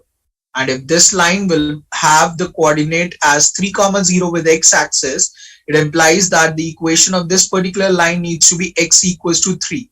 That means on this line, every time the coordinate x will be 3. So now this will become the answer for the third part, which is the axis of symmetry. Axis of symmetry is a line which divides the parabola into two equal halves and always passes through the vertex of the parabola. So out here, this is the vertex. So this vertex will have the coordinate as 3 comma some y. X is going to be 3 in this case, y is unknown. So that means the equation of the parabola is y is equals to x square minus 6x plus 8.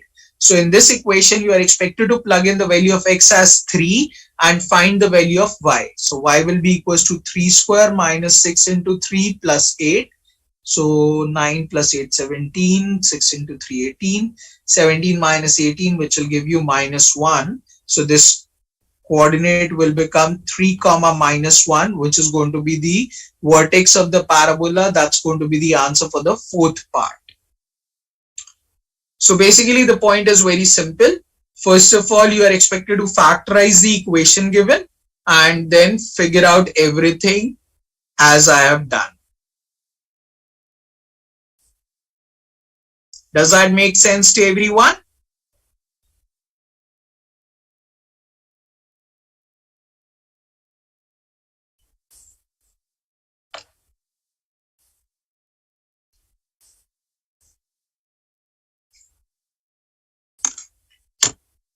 If that makes sense, then quickly note down the idea and then we'll move on.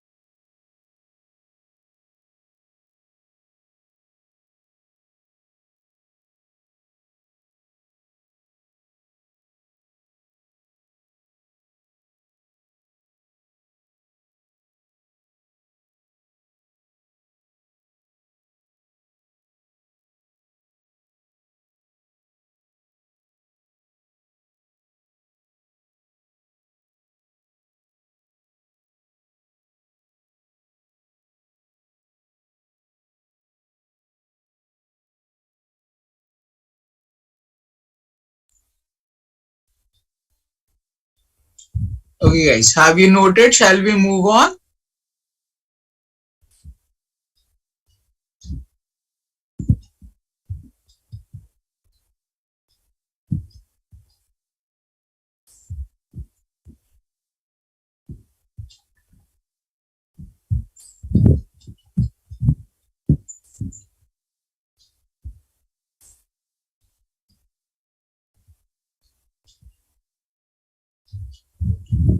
Please reply guys.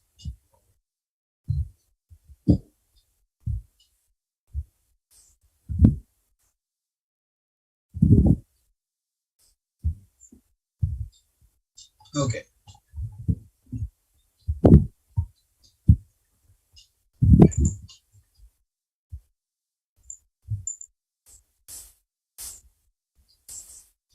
So guys, here is the next question. I would like you all to attempt it and then we'll discuss at length. So please try it out.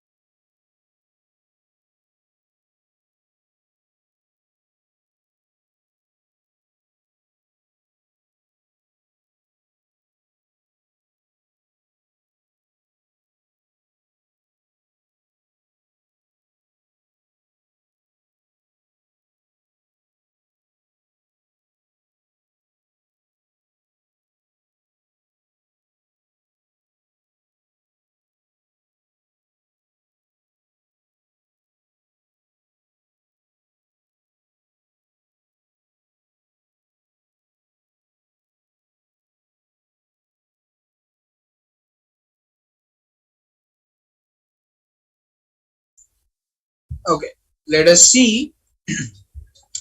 So it's a data sufficiency. So DABCE.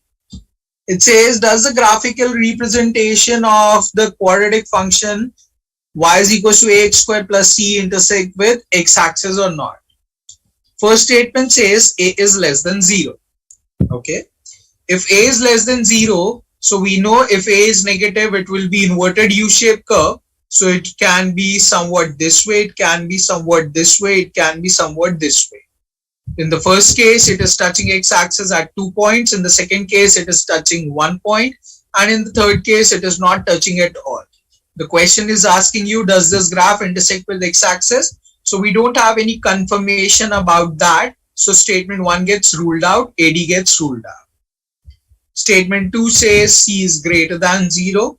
C is greater than 0 means C is positive, but we don't know what kind of graph it is going to be. So it can be this way or it can be this way. So in the first case, it is not touching x-axis, but in second case, it is touching x-axis at 2 points. So we don't have a confirmation again. So therefore, second statement also is not sufficient to answer the question asked. So B will be ruled out. Statement 1 got failed, statement 2 got failed. So we are expecting to combine the two statements. So we got to know A is negative and C is positive. If A is negative and C is positive, the graph will be definitely this way, which is going to touch x-axis at two different points. Do we have a definite answer to the question asked? Yes. The question was asking, does this graph intersect with x-axis? We have a definite yes to the question asked. It will definitely intersect with x-axis. So therefore, the correct answer to the question will become option C.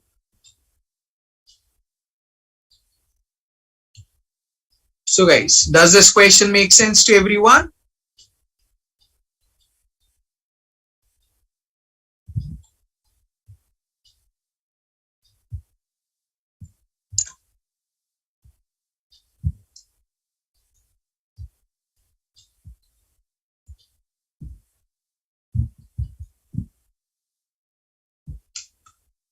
Okay, 15 seconds to note down the idea and then we'll move on.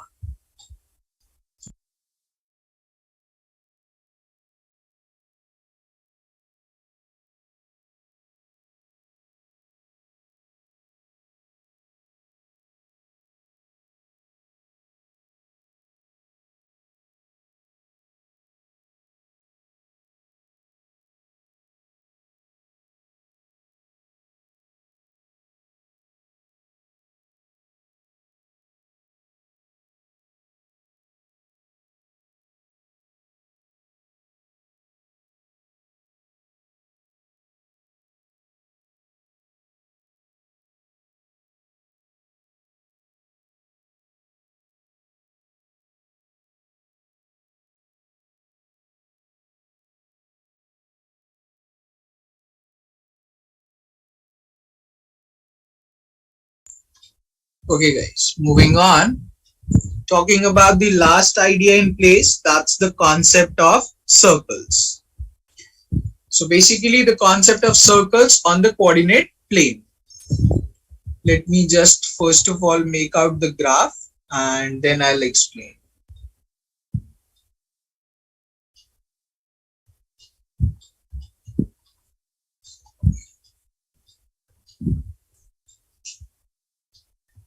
So let's say that the center of this circle is at the point h comma k, and this point is somewhat like x comma y. So the distance between h comma k and x comma y will represent the radius of the circle, because the line segment joined from the center to any point on the circumference of the circle is called radius of the circle. So out here, the equation of the circle goes by the formula x minus h whole square plus y minus k whole square is equals to r square, wherein h comma k represents the center of the circle and r represents the radius of the circle. Just be conscious about this fact. The right hand side is r square. So r square does not represent the radius, only r represents the radius. If you further notice, this equation which I have written, x minus h whole square plus y minus k whole square is equals to r square, is nothing but the distance formula only. So the equation of the circle is not anything new. It is the distance formula only which I have written. The distance between 2 points x comma y and h comma k, wherein h comma k represent the center of the circle. Now further, if you notice, this h comma k becomes the, which is the center of the circle, is at origin. So this point will become 0 comma 0, and in that scenario the equation of the circle will become x minus 0 whole square plus y minus 0 whole square is equals to r square, which is going to be x square plus y square is equals to r square. So just be conscious about this fact. If you are given with the equation of the circle as x square plus y square is equals to r square, it by default means that it is going to be equation of the circle with center at origin. Am I clear about these basic points?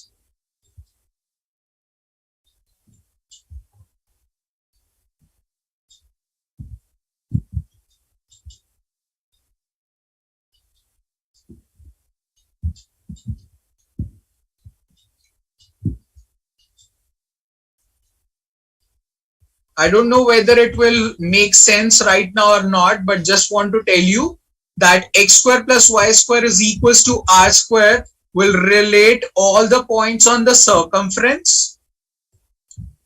Similarly, x square plus y square less than r square will relate the points inside the circle.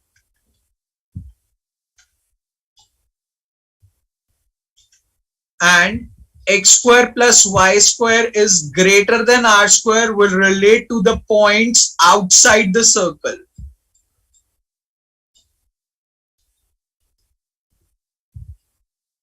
So I repeat, x square plus y square is equals to r square will relate the points on the circumference of the circle. x square plus y square less than r square will relate to all the points inside the circle, and x square plus y square greater than r square will relate the points outside the circle.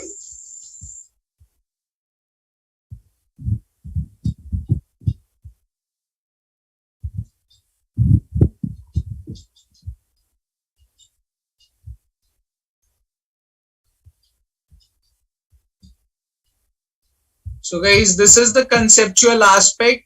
We don't have much things on it. So you just need to remember these basic points.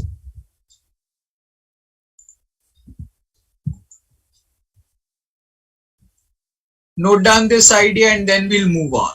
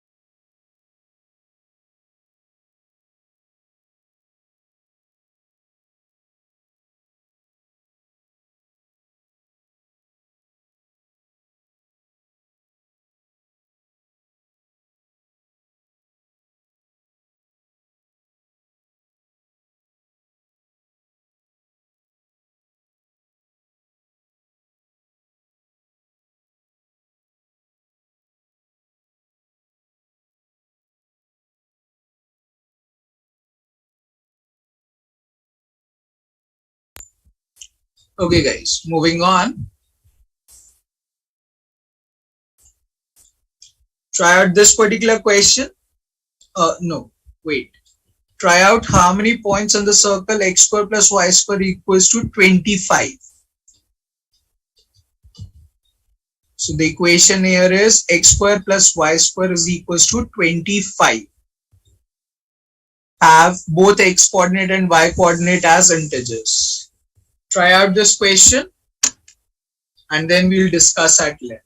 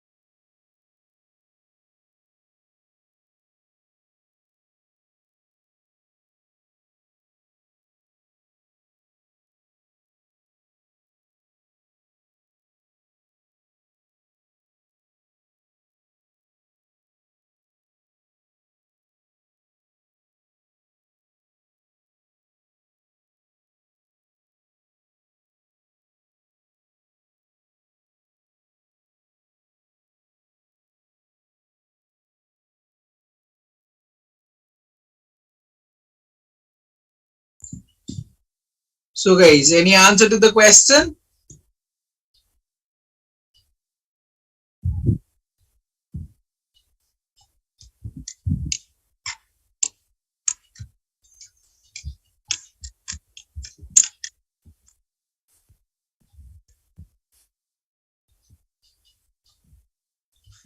Okay, no. By the way, it's very simple. It's just about looking at the things in the right manner. So we are given with the equation of the circle as x square plus y square equals to 25, which means it's going to be x square plus y square is equal to 5 square. Now, as mentioned, if it is about x square plus y square is equal to 5 squared, then in that case, we can simply analyze the fact that the center will be at the origin 0, 0, and the right hand side 5 square will represent the radius of the circle as 5 units. If the radius of the circle is 5 units, then this coordinate will become 5, 0. If this is going to be 5, 0, this will be 0, 5. This will be minus 5, 0, and this will be 0, minus 5. Now, what are we asked? We are asked how many points on the circle have both x and y coordinate as integer, and you can clearly see that these 4 points 5, 0, 0, 5, minus 5, 0, 0, minus 5 are basically integers. So I can say on axis there are 4 points that will satisfy this equation and will produce integers. Now if you look into the quadrant, inside the quadrant how many points will satisfy? Let us analyze that as well. Now we are given with an equation x square plus y square is equals to 25. I need to plug in the value of x as integer and get the final value upon solving y as integer. So you can simply relate, you can plug in x as 0, 1, 2, 3, 4 and a maximum of 5 because the right hand side is 5 square. So if you plug in 0, 1, 2, 3, 4, 5, you will encounter the fact that 2, 4 and 4, 8 will be, 2, 4 and 4, 2 will be such points which will be integers and satisfy this equation, because 2 square is going to be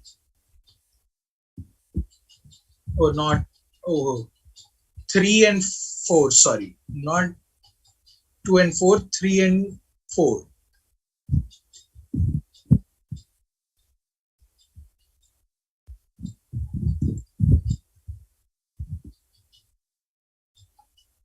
So 3, 4 will be one such point, so as 4, 3 will be other point which will satisfy this.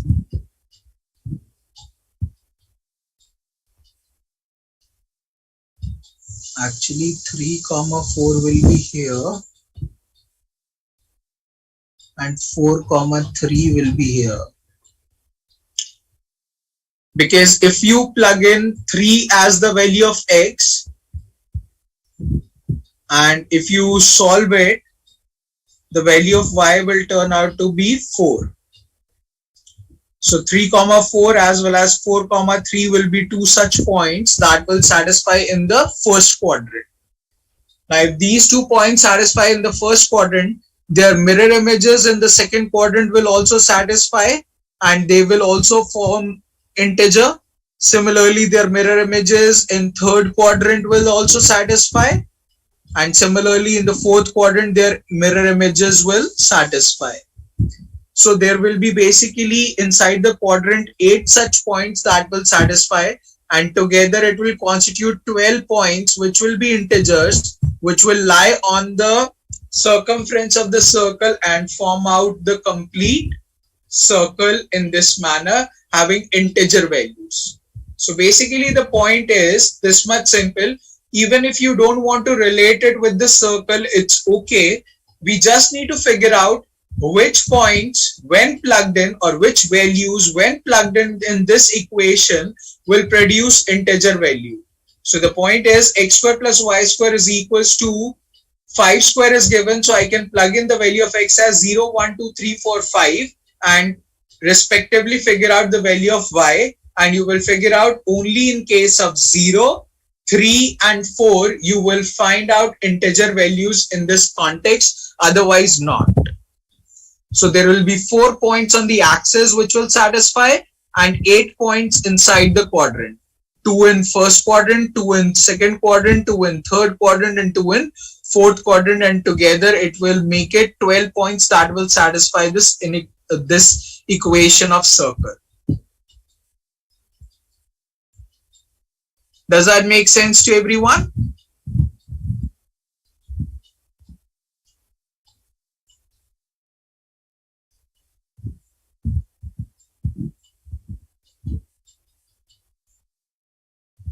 Great, then note down this idea.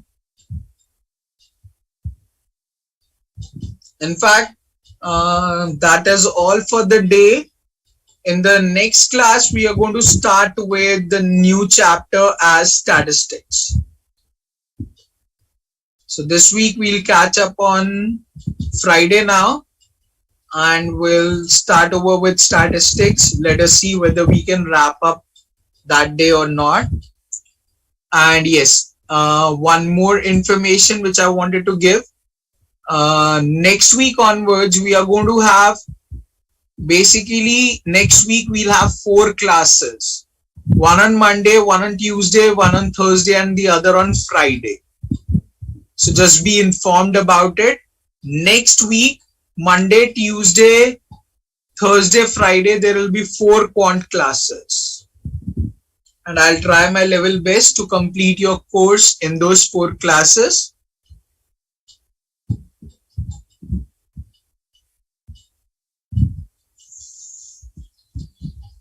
Oh yes, Tanuja, that countertop question. Yes, sir. Yeah.